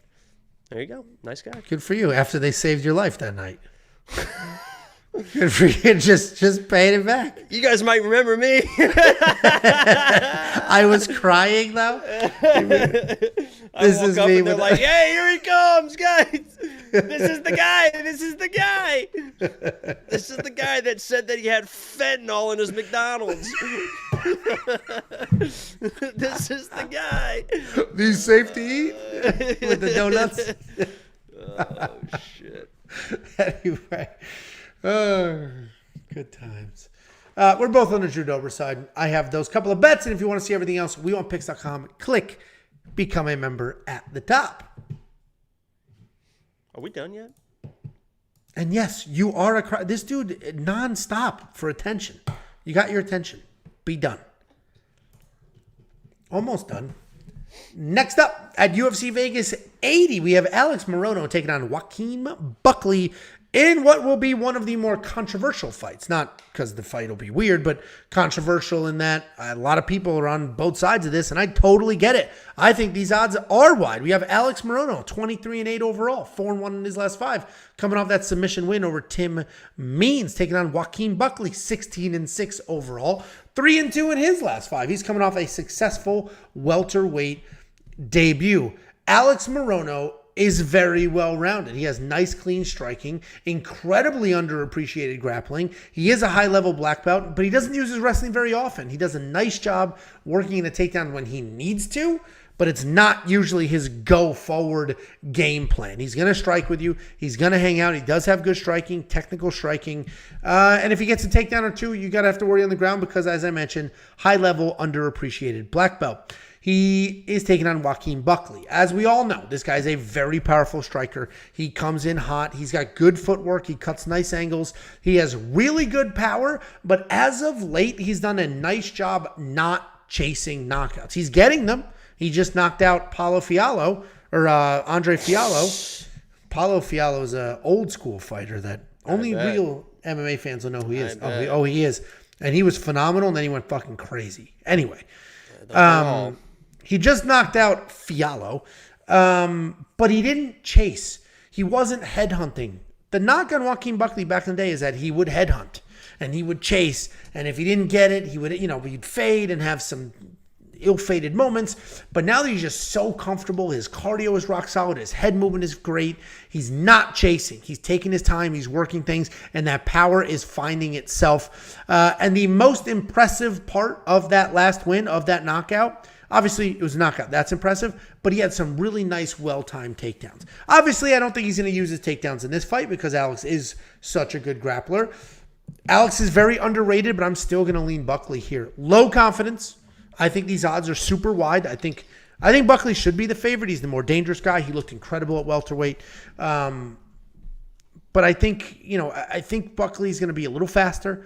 Certainly a lot more powerful. I think his footwork is going to be good enough. We've seen him fight high-level wrestlers before, defend those takedowns. So then it's just a striking match because Alex Morono, I don't think, has a good enough offensive wrestling. And strike for strike, Joaquin Buckley's the better striker, so he is going to be the pick. I understand the opening line, but I like Buckley to get it done. I'm not touching the minus 200. What do you think, Jakey boy? First of all, Alex Morono, his nickname, I got to assume that's the Great White Shark. Right, because his nickname is the Great White, and it just kind of ends there. It just kind of ends there, and it's just kind of a very, very suspicious nickname. Alex Morono, the Great White. It's just a very wild nickname. So I got to imagine that just means shark because of his grappling. He's a shark in the water, but it's just very interesting. Just end it with the Great White. But as you mentioned, he is a shark on the ground. This is one of the most...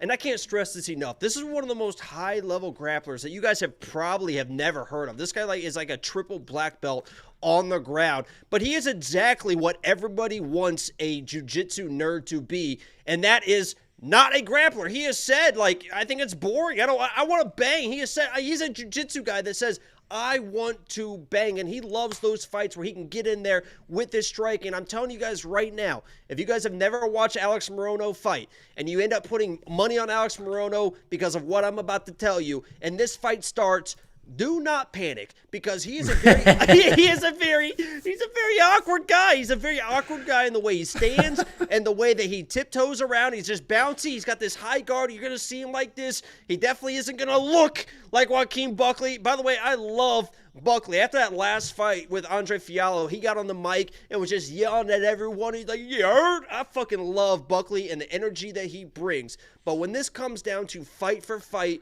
ability for ability, Alex Morono has so much experience. He has very, very sneaky power. And the fight that I went to watch was him versus Semmelsberger. Because Semmelsberger is a similar type fighter to Buckley. Buckley is a lot of explosion. It is blitz in with big shots. It is blitz in with big takedowns. And Semmelsberger fights the same type of way. And Alex Morono really fucking picked him apart. With that high guard, the blitz would come in, and bam, he was right there with nice tight shots. And Buckley, when you watch him fight, even at 170, you still see him blitzing in with, these wide open combinations. Wide open combinations. And yes, they are effective against a guy like Andre Fiala, who was just kind of very tentative in that fight, who can get knocked out. We saw the Dirty Bird did him fucking dirty in that last fight. But I'm telling you right now, the better striker in this matchup is Alex Morono. The better grappler in this matchup is Alex Morono. If Buckley comes in, is starting to get touched up, and he defaults to the wrestling because he can get these takedowns, these big explosive double takedowns, he's going to be in fucking trouble. Alex Morono can scramble. He's even very dangerous off his back. He is heads and shoulders above Buckley on the ground. And in the striking, he is a very technical striker. And a lot of people are going to be like, oh, he got knocked out by Ponzinibbio. He got knocked out by Ponzinibbio. That was on 5 days' notice. And he was fucking Ponzinibbio up for the first 2 rounds. Almost finished Ponzinibbio in that 3rd round.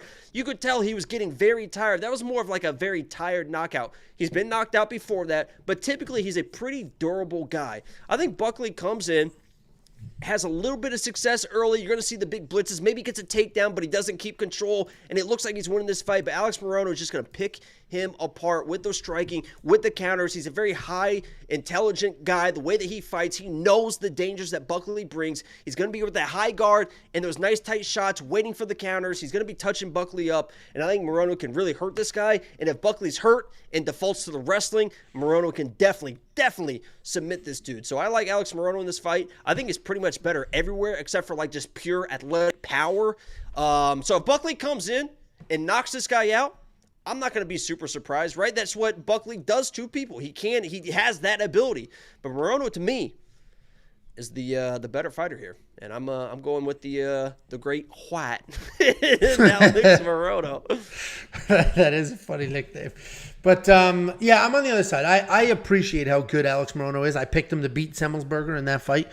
I'm sure you did 2 days later, and everybody thought you were good for it. But I think Joaquin Buckley just too fast, too athletic, and Morono is hittable. And I think that's going to be the difference. If this was Joaquin Buckley 2 years ago, I actually think Morono would have beat him. But this Joaquin Buckley, the patient one, the one who takes his time, doesn't just chase knockouts wildly. He's a patient until he's not. He's just like not all in all the time. He's still bump, and then he's and then he waits, and then he waits. I get it, but then I guess my point is, he's not throwing everything with 100% intent at people's heads trying to get the knockout. He will work the body. He will work the legs. He will work in the wrestling. He's not just chasing knockouts. He used to just chase knockouts, and he's not anymore. And I think it's really working out for him. So anyway, we're split. Let's do a bet openly bet here. Set one up. Throw it my way. All right. Can't wait for you to not accept it. WeWantPicks.com. Click Become a Member. You can see all of Jacob's bets, all of my bets. Artem's Bellator plays, Artem's Contender Series bets. You're going to see Running Mouth MMA. There's 3 of them. You're going to see all 3 of their picks, their bets. You're going to see our round line leans, our confidence levels for every single pick, the raw notes, the DraftKings Optimizer, the FanDuel plays, the Prize Picks plays, the Underdog plays, everything and everything I didn't mention. WeWantPicks.com. Click Become a Member. Next up, at UFC Vegas 80, we have the co-main event of the evening. We have Joe Pyfer taking on Abdul Razak Al Hassan. Joe Pyfer, 11-2 overall, 4-1 in his last 5. He is riding a 4-fight knockout streak. He's taking on Abdul Razak Al Hassan. This guy's 12-5 overall, 2-3 in his last 5. He's coming off the 2nd-round knockout over Claudio Rebello. Joe Pyfer is an incredibly powerful striker. He has put together 4 wins, and that is after the dude broke his arm on the Contender Series. He hits like an absolute truck. He uses pressure to break people. You don't see a lot of it, but he does have some nice clean takedowns and some solid BJJ as well. He's coming off that knockout win over Gerald Mearshart. He's taking on Abdul Razak Al Hassan. This guy's a powerful striker. He does tend to headhunt. We just spent all that time talking about how Buckley isn't headhunting anymore. Abdul Razak Al Hassan, does tend to headhunt, But he is a high-level judo practitioner that fell in love with his striking. People in the the problem I actually saw you argue with people, and you are 100% right. Yeah, people are like, he's not a judo guy. He's a high-level judo practitioner who just doesn't use his judo in fights. And the point that I made in the video that get all these weird nerds upset is I said, if Abdul Razak Al Hassan came into this fight, forward pressure using judo was his game plan, he could win this fight.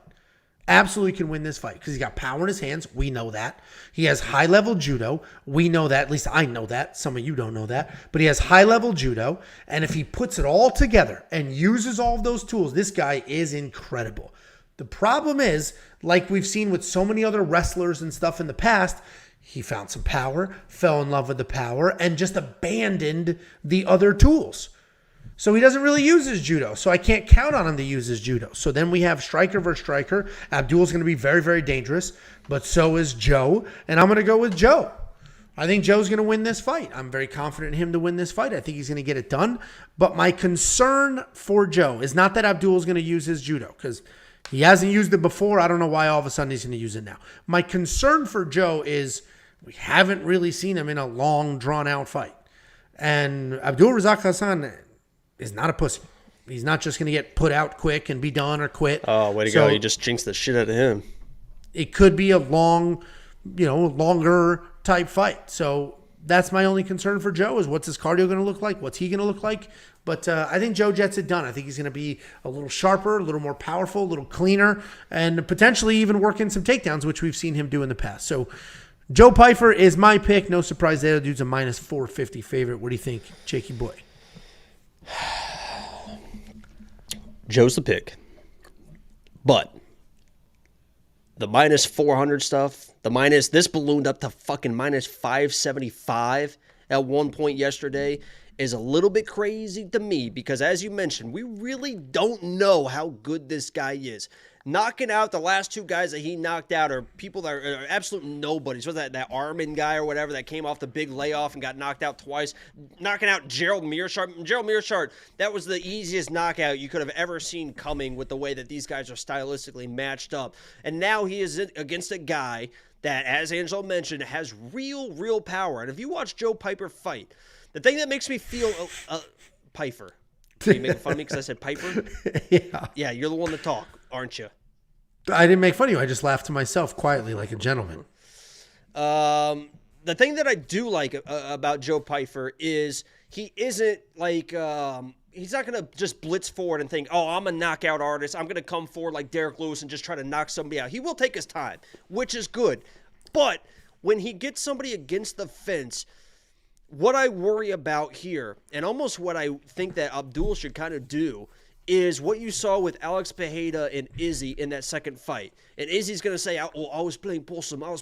He was getting fucked up. He was against the fence. But he found the shot because Alex left himself open against the fence trying to chase a finish against Izzy. And I've seen Joe Pyfer do that in the fight. And I got pictures here. Here's a picture. He's got the guy against the fence. Here's a little screenshot. Boom. There's the next one. I mean, look how just wide open. And here comes that big left hand coming over the top. If Abdul lands a shot like this was a clean left hand against the fence, he is going to get put the fuck out. I mean, you can see, just absolutely just levels him like that. If I'm Abdul, and I'm not going to be the Angelo game plan, which I don't, that's a good game plan. I mean, come through, get your hands on him, get him to the ground. Let's wrestle this guy. Let's elongate this fight and see what happens. But if I'm not doing that game plan and I want to kind of pull Joe in, I kind of do that possum type style fight. I'm pulling him into the fence. I know that this guy leaves himself open, leaves himself exposed when he gets people back against the fence. So, okay, I'm Abdul. I know I can take a couple shots. Let me put my back against the fence. Let me get ready with this right or left hand. Let me wait for him to overextend and be there with the counter shot. And if he does that, there is an opportunity here for him to shock the world and knock out a guy like Joe Pyfer. So, for these people that are like, oh, Joe's going to come in and dominate, he might. Minus 450, I haven't seen enough to put him in parlays or anything to that effect. So, yeah, he's got the punching power. He looks the part, but the competition hasn't been there. This is a step up. If he passes this test, that's another test to pass. But he gets hit, man. If Abdul's hitting you, That's a bad situation. So my pick is Joe. But there's going to be a moment in this fight where you're going to be like, oh, clutching your pearls, like, oh my God, he got hit. Is he going to be okay? And we're going to find out. Yeah, I mean, listen, the UFC set this fight up on purpose. 27-38. Power. Like, you know, they set this up on purpose.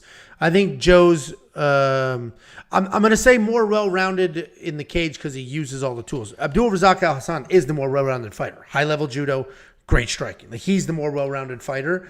But Joe uses the wrestling, uses the I was going to say, I would not be surprised if Joe comes in with a wrestling game plan against this guy. May. Like, let's just nullify the power.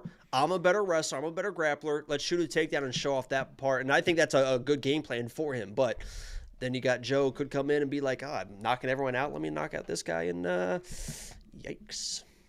No, it should be a fun fight. I do believe in Joe. I think the odds are a little wide and they're kind of all over the place. You know, this card has been sitting there for 2 weeks. So the odds are starting to do some weird stuff. But 2 weeks ago when he was that minus 350, the minus 360, stuff like that, I thought that made sense, especially 38-year-old Abdul Razak Al Hassan, who you can't always trust to do what he's supposed to do, even though he is such a talented guy. So $9,300 in DraftKings. It makes sense if you think Joe is going to come forward, get some takedowns and a knockout, or even come forward, pressure, good, nice knockout. All of a sudden, he is worth that money. But if this is somehow a long, drawn-out fight that's just on the feet, no knockout, no finish, he's not going to be worth that money. You think Joey's going to be worth the money if he wins? Everyone says he should be. There you go. If you want to unlock all the picks, all the bets, and everything else, WeWantPicks.com. Click Become a Member. It is only $10 a month. Next up at UFC Vegas 80, we have the main event of the evening. We have Grant Dawson taking on Bobby Green. Grant Dawson 20-1 overall, 4-0-1 in his last 5. He is coming off that upset win over Damir Ismagulov. He's taking on Bobby Green, 30-14, 2-2-1 in his last 5. He's coming off that win over Tony Ferguson at UFC 291. I don't know why I said Ferguson. Anyway, Grant Dawson is because that's when you watch Tony fight these days. Goo. No, it's Goo. Do you know what that's from? No. Yikes. Tell me. Yikes. From nothing. Grant Dawson's a grappler. This guy averages almost 4 takedowns per fight. He's got a nice ground game with absolutely relentless grappling pressure. Good technical striking, but wrestling is going to be the game plan pretty much every single fight. He started his career at 145 pounds. He has moved up to 155 pounds. Hasn't really skipped a beat, and he's coming off that underdog win over Damir Ismagulov, where he had 3 takedowns and 12 minutes of control time, and that is indicative of his style. He is a boring wrestler who 100% of the time is just going to charge forward, look for those takedowns, and then just lay on top. And I'm not trying to be offensive. I mean, this is the get wins game, get paid game, and that is Grant Dawson's game plan. It works for him. He is fighting Bobby Green. Bobby Green's the opposite. Instead of let me be as boring as possible to get these wins, Bobby Green is a showboat style striker. He's going to put out volume. He's going to get his hands going. He's going to, that Roy Jones Jr. hands at his waist, swinging kind of guy. He's a busy striker. He has great volume, incredible defense, and up until 2020, he had slick wrestling as well. I'm specifically calling out 2020. I'll explain that in a second. COVID. Doesn't really, well, I don't know why. I'm just going to walk through the stats about this wrestling. You remember COVID? Not really, no. I think memory loss might have been one of the things. Well, you just but he ate through that whole thing. What? Oh, asshole. Anyway, Bobby Green doesn't really typically have one-punch knockout power. Yes, he knocked out Aoriqileng in one punch, but the reality is Bobby Green's sort of a volume striker who will TKO you over time. Does have wrestling, hasn't used it in a while, and he seems to be sort of in the twilight of his career. I'm a name. Let me just get these fights. Let me get paid. Let me go out there, have a little bit of fun. At one point in time, Bobby was like making real stuff happen, getting the big fights, doing things. And this is a big fight. but he doesn't fight like they're big fights, if that makes sense. He's going to come out, he's going to swing, he's going to do that whole thing, but he's not going to mix in the takedowns. He's not going to do the extra things that maybe he should do to try to get a win. Mixing in takedowns or threatening them is important in this fight. Maybe not the most important thing in the world, but in general, it's important because trying to mix in those takedowns gets people worried about, oh, he's going to do this. Oh, I need to worry about that. All you need to worry about Bobby now is his strikes. And Grant Dawson just going to come forward and shoot a whole bunch of takedowns. And let me just give you that wrestling stat. Between 2017 and 2020, Bobby Green had 16 takedowns. He has had literally 0 since then. He's getting the fights, having fun out there, not really doing much else other than having fun, pumping the jab out there and seeing what happens. I think Grant Dawson's going to wet blanket his way to a win. I think this is a very, very, very boring fight with a ridiculous amount of control time. But Grant Dawson minus 425, that feels right. It could probably go even farther. So high confidence pick in Granty Dawson. Yeah, I'm a big Bobby Green fan. I mean, King Green is great. Is one of my favorite fighters. I think I've literally picked him in like every single fight that he has had. I even sat here and said when he took that short notice fight against Islam, I sat here and was like, listen, this guy's got real wrestling credentials. Don't be surprised if he hangs with the wrestling, defends some takedowns, and he's obviously the better striker in Islam and could give Islam some trouble. That didn't happen, but that's how high I think of Bobby Green in his fighting abilities. He is a wrestler, or he's not a wrestler, but he has wrestling background. He can wrestle, he can defend takedowns, and he is, I think we both agree, 100% the better striker in this matchup. I mean, it's not even close. He's the better striker in this matchup. The issue is, and I also admittedly am a Grant Dawson hater. I fucking can't stand the guy. I said that Damir Ismagulov was going to come in and absolutely smoke this clown, and I've never seen in my life a grown man put another grown man in a fucking full Nelson.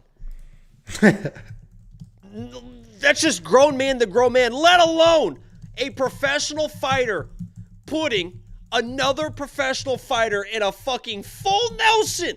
He had Damir Ismagulov in a fucking full Nelson in the 3rd round of that fight. And ever since that moment, I was like, holy fucking shit. I'll show you the picture right now.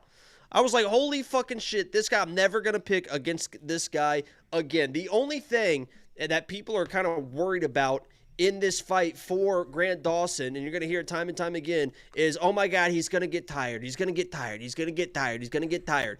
He might, but that's a big if. And to bet against a guy just hoping that he gets tired is like a very, very, it's not really a Hail Mary type situation, but it's a really big if, because even if he gets tired, and he has gotten tired in fights before, he's not a fucking quitter. This guy's 20-1 for a reason. Yeah, he might get tired. He might slow down. You might see him, even in one fight, he was like kind of pulling guard, but then he used that guard for a deep half, a sweep, to try and get back into those positions. He's not going to stop even when he is tired.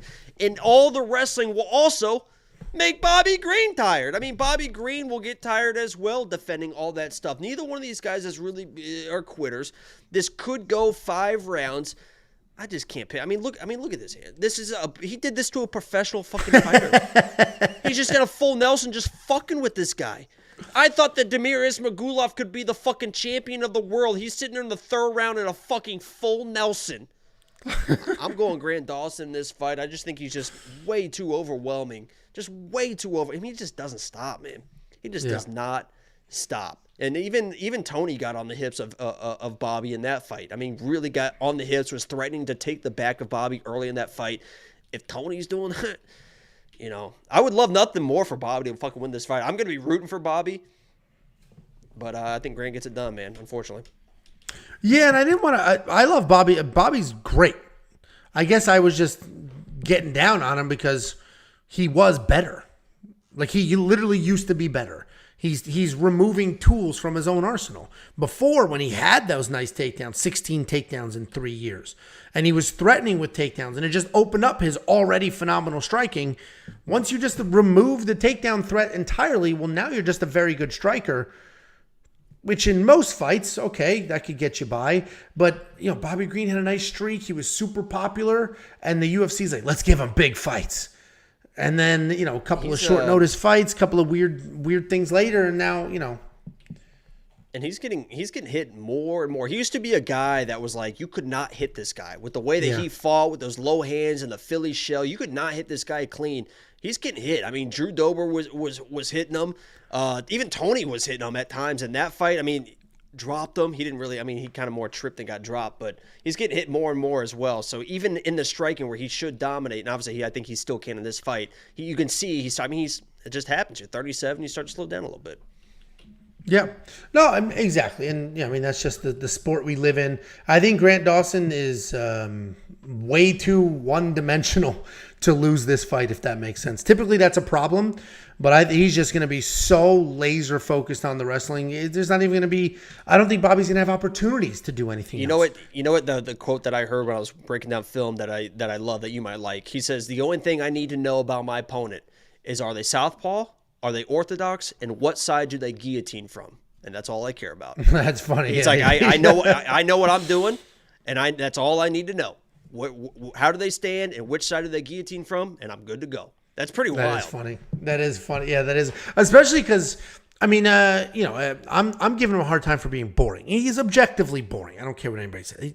He would be bored by himself watching it. 12 minutes of control time is especially boring. Too, because, and correct me if I'm wrong, a lot of times he goes to that body triangle if he gets your back. Chills. And it's a lot easier. It's a lot easier for control. But if you really want to work for a finish, it's better to get the hooks in, flatten them out, and do all that type of stuff. Nobody's moving with the right with the body triangle. So he's content with just being boring, where he could just throw hooks in, try to flip him over, try to flatten him out, really chase finishes. He might lose the position, but to your point, he's fine with being boring. Yeah, no, 100%. Yeah, and that's like he's exactly what he's going to do. You can trust him to do it. He's absolutely going to win this fight. And what I was saying is he's a boring wet blanket wrestler, right? But famously, he beat the Olympian and was like, crying in his fight. I think Bobby Green's far more talented than Grant Dawson. But Grant Dawson works his ass off. Bobby shows Green up, comes might forward. Be one of the most talented dudes in the UFC. That's not even joking. With his striking abilities mixed with his wrestling, he's a very overall. It's just I think it's just time has passed him, unfortunately. I think once he realized I'm not going to get a title shot, he was just like, well, then let me at least make my money. So then he started like, yeah, I'll take short notice fights. Yeah, I'll be fun. I'll go out there. I'll put on a show. And it worked for him because we all love, I don't think you're going to find anybody that doesn't like Bobby Green. So anyway, that's the breakdown. We are both squarely on Grant Dawson, $9,400 in a main event with that kind of wrestling. I think he's a must play in your DraftKings lineup. Guys, become a premium member. WeWantPicks.com, click become a member. It is only $10. And speaking of $10, I'll give you 5 times that. And the only thing you need to do is go to WeWantPicks.com/bets, sign up with any one of our betting partners, make a deposit, and I will send you $50 as a thank you. Got to use the link. It's affiliate marketing. You use my link, I get credit, and then I send you $50. It's just literally that simple. You can become a premium member with that money. Premium membership is going to get you the line movement tracker. You're going to get opening odds, current odds, win probability for every single fighter on every single card. You're going to get detailed data, metrics, and analytics to help you find your spots, avoid spots, do whatever you want with that data. But raw data from multiple sources takes a very long time to put together, and we do that for you. It is available instantly for every single fight. You're going to get courses. Jacob's gone. My internet just cut out. Incredible timing is what Jacob's text to me just said. You're going to get courses. A lot of people say, what the hell is DraftKings Fantasy? Well, this course is going to walk you through exactly what it is. Just click on more in the menu and then courses. You're going to get other analysts as well. Running Mouth. There's 3 people on the Running Mouth show. You're going to get all their bets, all their picks, all their insight. You're going to get Artem. You're going to get the Pick Doctor. He's an AI picking fights. Everything I mentioned, everything I didn't. WeWantPicks.com. Click become a member. Guys, thank you so much for watching. You don't want to be a member? That's fine. Like, subscribe, do those things. We appreciate you.